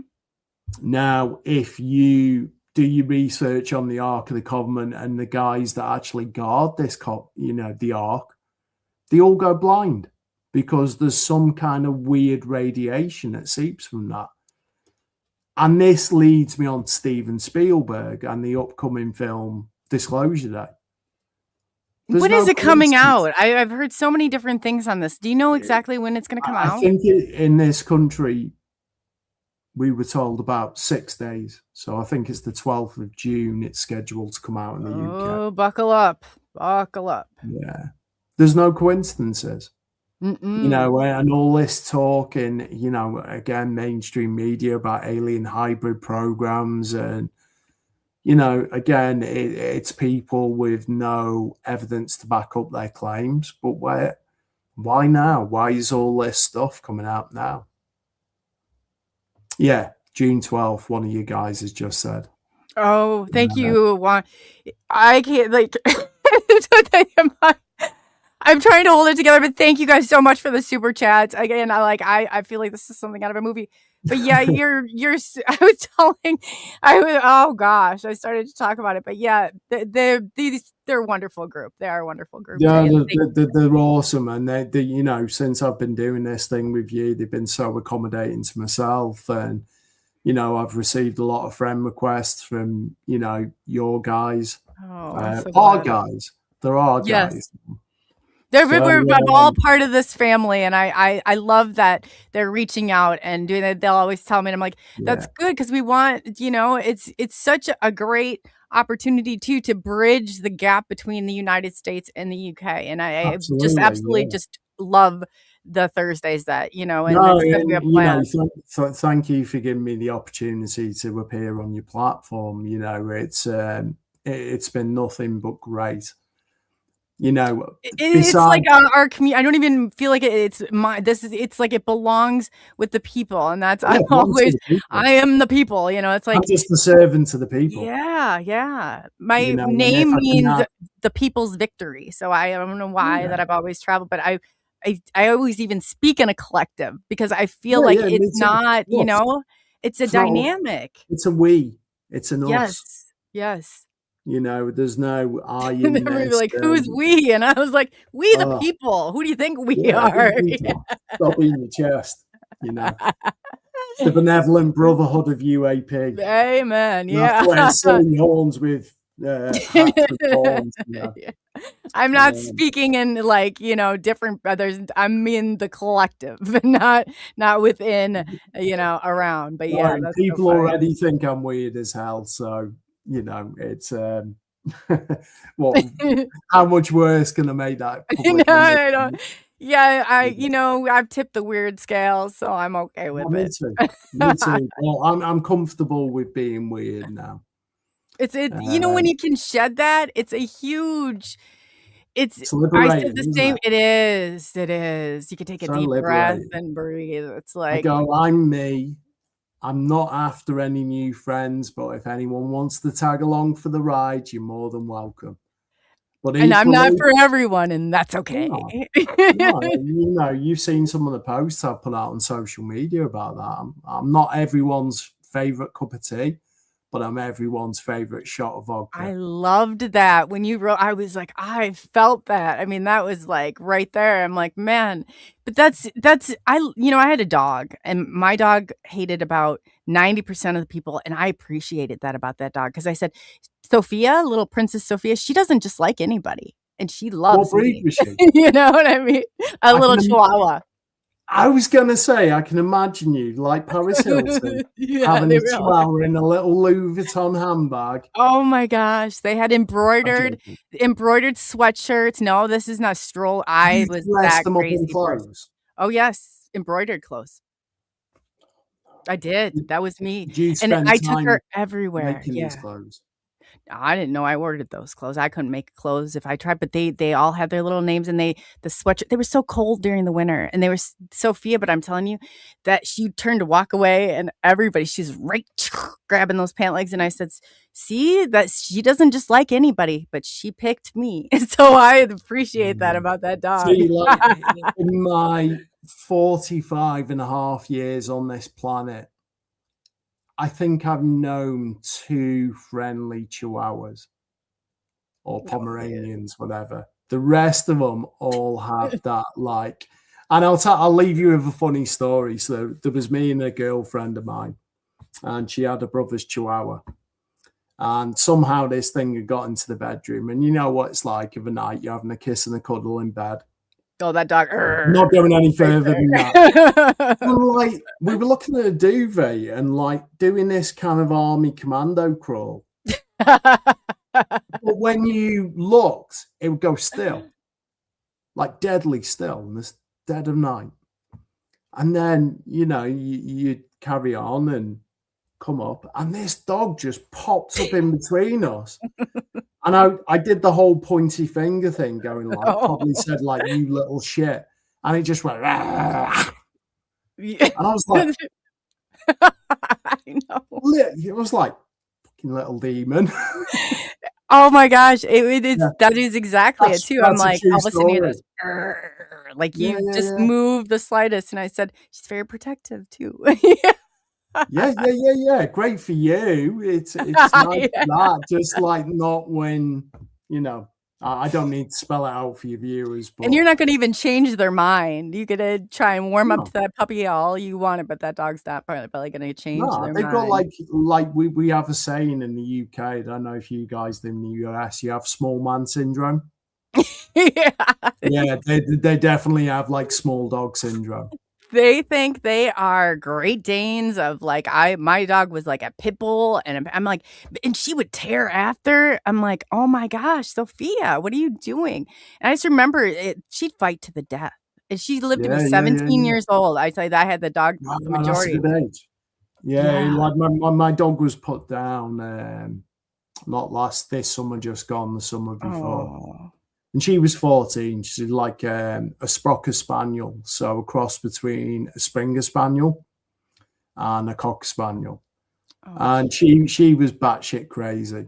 I used to call her an ADHD dog because, you know, I'd take her out to like a local woods and I'd have her on command and she'd be sat there and then she'd see a squirrel and she'd be gone. And like she'd circle the tree sniffing for the bloody squirrel for like half an hour, and this squirrel's dropping acorns on her head, and she's like, and I'm like, how can you sniff out drugs for like the DEA in America or like the police in the UK at airports and be so incredibly intelligent but also so incredibly painfully dumb? I know. You know, that's why I call them ADHD dogs, right? I had a cat like that. Oh God! What, you had a dog that chased squirrels up a tree? No, my cat was the cat was Clyde was the dopiest cat I had ever met in my life. I see why the firemen had to get him out of the tree. He's out there and he could say hello when he was like, and it was so funny. I'm like, Clyde, what are you doing? You're killing me, bro. Like, you're killing me with this stuff. And like way up in the tree. I'm like, I don't think I can call the firemen to get you gotta come down. Yeah. I also talk to mine like she's a human. And I tell you what, like, you know, on a different level, aren't dogs so intuitive? You know, and cats for that matter. They see a lot of shit that we can't see through the spectrum. Right. You know, and like I used to watch my dog and like her eyes would follow things in the house, things that I couldn't see. And they weren't like, you know, mosquitoes or blue bottles or anything like that. You know, there was nothing there. There's no windows open. It's almost creepy. I'm like, well, what is? I'll be like, seeing that I'm you not are wigging me the F out right now. Please stop it. Because like, you're sleeping in my bed tonight. You know, no dogs on beds, right? Until like you get shit scared, and then it's like, oh, come on, yeah, the more the merrier. But listen, it's like 1:20 in the morning here. I think we're over 2 hours again. So oh my gosh, it just flew. Yes. Well, Jay, I just want to thank you and everybody. If you Jay's going to be with us on Thursdays. We're going to do a 4 p.m. show. As far as like I'm sure that maybe he'll just, but before we got to keep Jay and getting him to bed on time because we want to get I you need to be moving the next day. tucked up. But yeah. Well, like you didn't let me emphasize 4 p.m. in the States is 10 p.m. here. Yes. So yeah, that's not. You're not.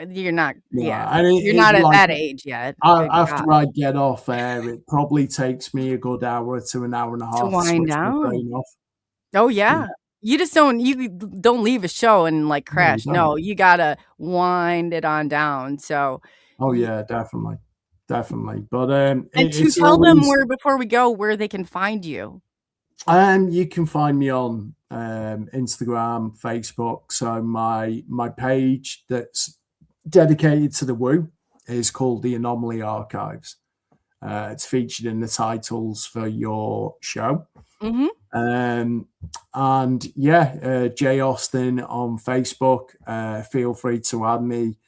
You know, if any of you guys tonight have got questions about anything we spoke about, or even just want to support the work that we're doing as a collective and individually, you know, I always kind of like, as long as you got mutual friends, I accept friend requests. So yeah, if you don't, leave me a comment as to where you found me, because I'm not apt to, because those usually bite you, but definitely. yeah. And you put out some, if you guys want some motivation or you want some, I mean, Jay puts out some amazing Facebook posts where I just stop. Right. I sat one day and I was like, I didn't even have words. And I think I wrote, I'm like, this is so profound to read. Like, and it is just, it's very motivational. And to know everything that you go through sometimes is just, honestly, thank you for all that you do. You know, the reason why I do that is like, you know, I'm not after attention or anything like that, or what was me.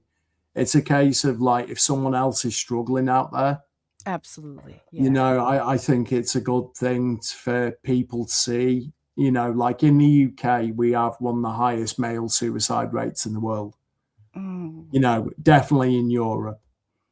And men, we're taught, you know, this whole alpha bullshit is like, guys, we don't talk about stuff like that. And, you know, if I can put my voice behind that, and I have suffered, I've had times where I've had incredibly crap mental health.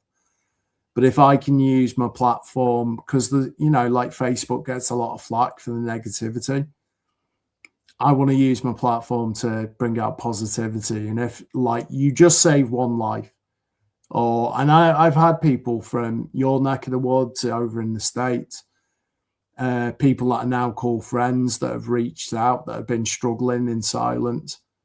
And when they see someone, you know, that's done, okay, the cage fighting, the wrestling shit, it's like, you know, guys like my friend, the pop star, and I will name him now, Robbie Williams. He was slaughtered in the UK by our tabloid. And I can't imagine what he goes through. Oh God! No, you know, he had to move to LA to get away from the paparazzi in this country. And literally doing that probably saved his life. And he's now married of 16, 17 years, wonderful wife, wonderful children. And he's come the other side of that. But, you know, you've got guys like Tyson Fury, the heavyweight British boxer, who comes from the gypsy community, the traveling community, speaking out. So these stronger men, these alpha men, if you want to perceive them as that, and I wouldn't class myself as that, but it's good that they're coming out and using their voice to kind of say it's okay not to be okay. Yes. And if we can leave it, you know, on that footnote. That's a great message. And are you going to be, do you want to tell them you're going to be on tomorrow night too, right? Are you guys doing a lot? Are you want to announce it or no? Not on with you. I've got another podcast. No, yeah. I didn't know if you wanted to announce with. So it's cool because Andy's put up some AI video advert, but weirdly I've developed a Cockney accent. So I sound a bit like that, like I'm from London. Or like that. That sounded more Australian than London. All my accents sound like that. But Yeah, we're going to be launching our own podcast, myself and a guy called Andy Coates, Andy Booth, who's a good friend of mine that does similar podcasts to what we're doing tonight. And we come up with the idea of, we have a good chemistry when we're on air together. And we were like, how neat would it be to just shoot the shit and have general conversations about, pressing issues that are going on in the world. Again, men's mental health, women's mental health, well-being, nutrition, training, all that stuff. And you guys just put it, I think that the chat, love everybody. Absolutely. 100%. Yeah. And you know what? Honestly, you have a show coming up. I love, and we always post people's links if I know they have a show, and they're like, so never, you can talk about it as much as you want on here. You guys, go over and definitely check out Alien 8 UK with so that's my buddy Andy's channel. Great channel, really super genuine guy, someone who's become a good friend over the last several years. And, again, Andy's just trying to build his channel by putting out solid content, doing his research, getting some insightful guests on. And, let's all support each other. And, what does it take to click subscribe and hit a like button? Right, exactly. And a lot of it, you'll see a lot of the same people, and it's so good. I was a part of something where you couldn't even mention, and I was like, I love the fact we are all, and if you can give somebody else, hand them off to a great channel, why would you not want to do that? We are stronger together. Again, it goes back to what I said earlier, leave people in better shape than what you found them. I like that. And if we all did that, this world would be a bit of a less hateful place at the moment. Absolutely. Thank you to your wonderful listeners. I appreciate, I see the comments up. I'm sorry I can't get to all the questions that come up. Shout out to Todd and Camilla, who specially tuned in tonight, and any of my friends that jumped across. And thank you for spending your time with us on this Thursday night, now in the UK, Friday morning. Absolutely. I'm going to try and get some shut-eye. You've been a wonderful audience. And so just remind everyone what time next Thursday is with Jason Sand.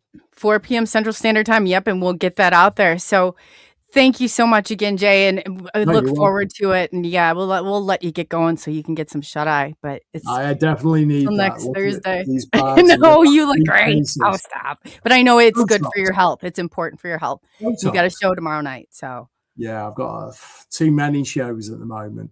It's all good though. It's an honor. It really is an honor to have you on this journey. Thank you, and again, thank you to the guys in chat and everyone that's kept. I've been kind of having one eye on some of the comments as well. You got some characters in there. Yeah, they're wonderful. They are wonderful. Oh, they're ace. Tune in next Thursday. So it'll be 10 p.m. GMT, so UK time. 4 p.m. Is it Central Standard Time? Yes. In the US? Because I always get the East Coast and the West Coast thing mixed up. I do it too, and I live here. Yeah, no, you're fine. We got 10 different, or 7 different times. I mean, it's crazy. It's crazy. Jason Sands, who was featured in James Fox's documentary, The Program, going to be a great guest. I've already got to meet this guy for yourself. Really looking forward to it. So please, when we someone just put a funny comment, that's what I'm laughing at. So for again, the ADHD dog thing, right? The squirrel. Oh God, they can't even get any worse ADHD than I am. Well, guys, please, if you enjoyed the podcast and enjoyed the topic of conversation, hit that like button. It means a lot to Coley and what she's doing with her channel. Hit subscribe if you haven't done already. And please, when you see the promos going up for the shows, you've also got, many of you got several thousand friends. Let's share this stuff. Yeah. And let's get more people involved in this conversation because I think it's deserving of that. I do too. I do too. On that Thank you note, so much. I'm going to bed. So I will bid you adieu or farewell, a fond farewell for tonight. And yeah, Until I'll next catch time. up with you and let's do this again next Thursday. That sounds great. Until next time. I just want to say thank you so much to Jay. And I want to just, everybody in chat, like I'm going to try and do this and hold it together. I'm going to try and do this and hold this together. I just want to say thank you so much, Moon. I love you. I love each and every one of you. It's so amazing. Misanthropic. Thank you. Thank you so much. I'm going to make it through one. I'm going to make it through this. Area 51. Thank you. And thank you, Shelly. Absolutely wonderful. Moon. Thank you so much again. It is so appreciated. Area 52. And I know you want me to thank everybody, and I do. And I appreciate each and every one of you. I'm going to make it. I'm going to make it. I know I am. And thank you. I just want you to know that it is so appreciated. And yes, thank you. Hey, Pops, I see you're on. I didn't know if you meant to come on or not. Don't come on and take over if you couldn't finish. Thank you. Thank you. I was starting to crack up. There. And two, while you're on here, why don't you tell them about Roger, what Roger's got going on and on Monday? Roger's on right now on his channel on Untold Radio. But on Monday... Is that the best place that he wants people to watch him? We can drop a link and get him over. Yeah, he's... I think I did drop it, but I'll drop it again. Hang on. Yeah, I posted one earlier. I saw then, but yeah, if your chat hopping, I'll hop over as soon as we get off here. I'll definitely go check it out. Roger's great. He's a great channel. I'm thrilled. No, I don't have it up anymore. But yeah, next Monday night, Roger's going to be on Pop's panel at 8 o'clock Central Time. And that will be awesome. Go over what he's been, some of his experiences from when he was young and what's been going on lately. I'm looking forward to that show. I really am. I look forward to all of Pop's panel shows, but yeah, Roger's been in the chat. I really have enjoyed him. Everybody. Roger's a cool dude. What's funny about him is he's scared of camping. He's scared of the Bigfoot. But then when we were at LBL last month, or a month and a half ago, whenever it was, when I caught the picture of that one up in the woods, he took off up in the woods after it. He's running after him and away from him at the same time. That's so funny. Yeah. And Pops gives we'll him talk a hard about time. it Monday night when we on Pop's panel. Y'all be sure and come by and check out Roger. Most of y'all know who's on the panel. And be sure and Monday night, everybody please remember to say something to Keith.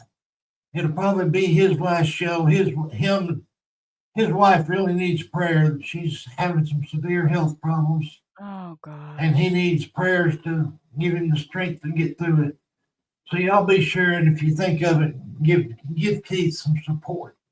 Yeah, go over to Keith's Cryptid Corner, right? Is that what he's calling it? Or? Yeah, he hasn't got it going yet. He's working on getting it going, but right now his wife comes first. Okay, absolutely. And happy birthday to Shelly too in the audience. But yeah, I hopefully Keith from Oz. Oh gosh, Pops, you're gonna kill me. What's the last part of it? 19. Keith, but I think he actually changed it. Yeah, he did. It's just Keith. It's if you hadn't asked me, I could have told you. Keith from 1675 or something like that. Oh yeah, I think you got it. But everybody knows him. Yeah, he's great. Yeah, and his new channel is going to be Keith's Cryptid Corner. If you don't change it again, he's already changed it a couple times. But I saw him in there on the way, so I'll have to make sure that I'm even subscribed to him. But yeah, guys, go over and definitely show the support. He definitely needs it right now. 1675. I'll start posting his channel as soon as he gets it settled in. I don't want to start posting it and then him change the name again. Yes, no, that's definitely good. But yeah, that's definitely good to show your support. He's awesome. It's been great to have him on the panel. As much as I hate to see him go, I definitely, my prayers and thoughts are with him. Well, yeah, It's under family love, comes first, no matter what. no matter what, no So matter what. y'all just pray for him if you would, and him and his wife. I met them both last September in Richmond, Missouri, and they're great people. He seems wonderful. He does. He really He does. And he's is. got some great information and some great, Yeah. a great message to go with And it. anytime he chimes in on the panel, it's worthy of hearing. He's not just talking to be talking. He's saying something good.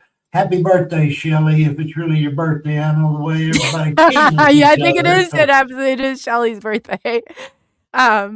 Yeah, I don't know, but yeah, happy birthday gets flung around in our chat room quite a bit.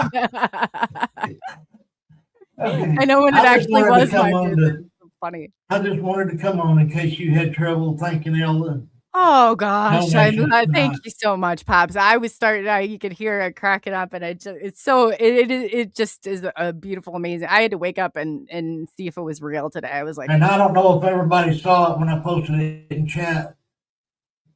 Coley and I talked for nearly an hour last night after the show, and she was still crying after the oh show. yeah, I still She woke was up. just so tore up, and not tore up in a bad way. She's just amazed at Oh the my God. support this group of people is showing her, and we really want to thank y'all for that. Yes, and it's not about, and it is 1000% about the support, and it is. Oh, yeah, Pops and I worked, and I said it just, and without words, I have no words for it, but I'm telling you, it'll be a moment that I share the rest of my life. And it couldn't come at a better time either with you trying to move this weekend. Oh my gosh, it really did. It was like I've seen stuff like this happen on shows or TV shows, and I never thought that something so blessed would come at like such a great time, and it's really going to a great place. So it's so appreciated, just so everybody knows. That just shows you how God takes care of his people. Oh, amen. But yes, it does. Because you don't, even when you don't, it's like I didn't know how I was possibly going to pull this off. I just know it needed to happen, and it happened for safety reasons alone. And to tell everyone, I mean, it's just thank you. It's very humbling, but thank you very much. I mean, in a great, I don't have words. See, I'll get all twisted if I start saying it. I'm just going to say that it will be a moment that I will remember and that I will share for the remaining of my days. I look back upon it as I never thought something like that could happen. And it just was unbelievable. So yes, it is so appreciated. And I don't usually get like this. I'm very like, and I tell you, I'm like, oh my gosh, it really is. It life-changing. Definitely. Thank you. But I guess on that note, oh God, I'm not even a good emotional person. I'm not. I start like, whew, I'll be sure and go over and watch the rest of Roger's show, and then be sure and come back Monday night and That's right. see what Roger's got to say. Well, I'm heading over there now. So, on behalf of SNX Radio and Pops, thank you so much for all you do. Thank you for taking on the responsibilities that you have with the show, because we couldn't be doing this without you, and it's so appreciated. Oh, one more thing. Y'all be sure and help Coley out next Thursday. I won't be here. Oh, you're going to be missed. You're going to be missed. I got to have a procedure done next Thursday, so I won't be here. Well, we'll be thinking about you, though. We'll be thinking about you, and I appreciate it. Our prayer, hopefully everything works out. Just God willing. Well, hopefully I'll get home later in the night, but it'll be after your show goes off. You don't worry about that a bit, but we'll be thinking about you. Just know that. Right. So on behalf of SNX Radio, thank you for taking the journey into the unknown. I'm Coley, also known as ColeyUFO. We have Pops Gary Spike Sr. And today we had Jay Austin with us, and next Thursday we'll have him. So definitely go over to the Untold Network, and we're going to check out Roger, see what he's got going on over there. And until next time.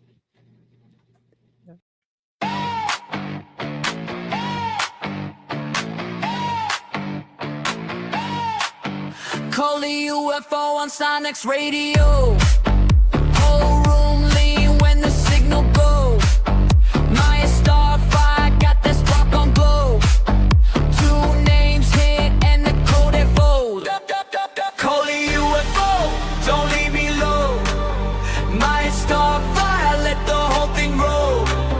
Hands in the sky, let the rumor show. 1 more second, then we all go. ColeyUFO, beat me up. My starfire, light it up. ColeyUFO, beat me up. My starfire, light it up. SNX Radio.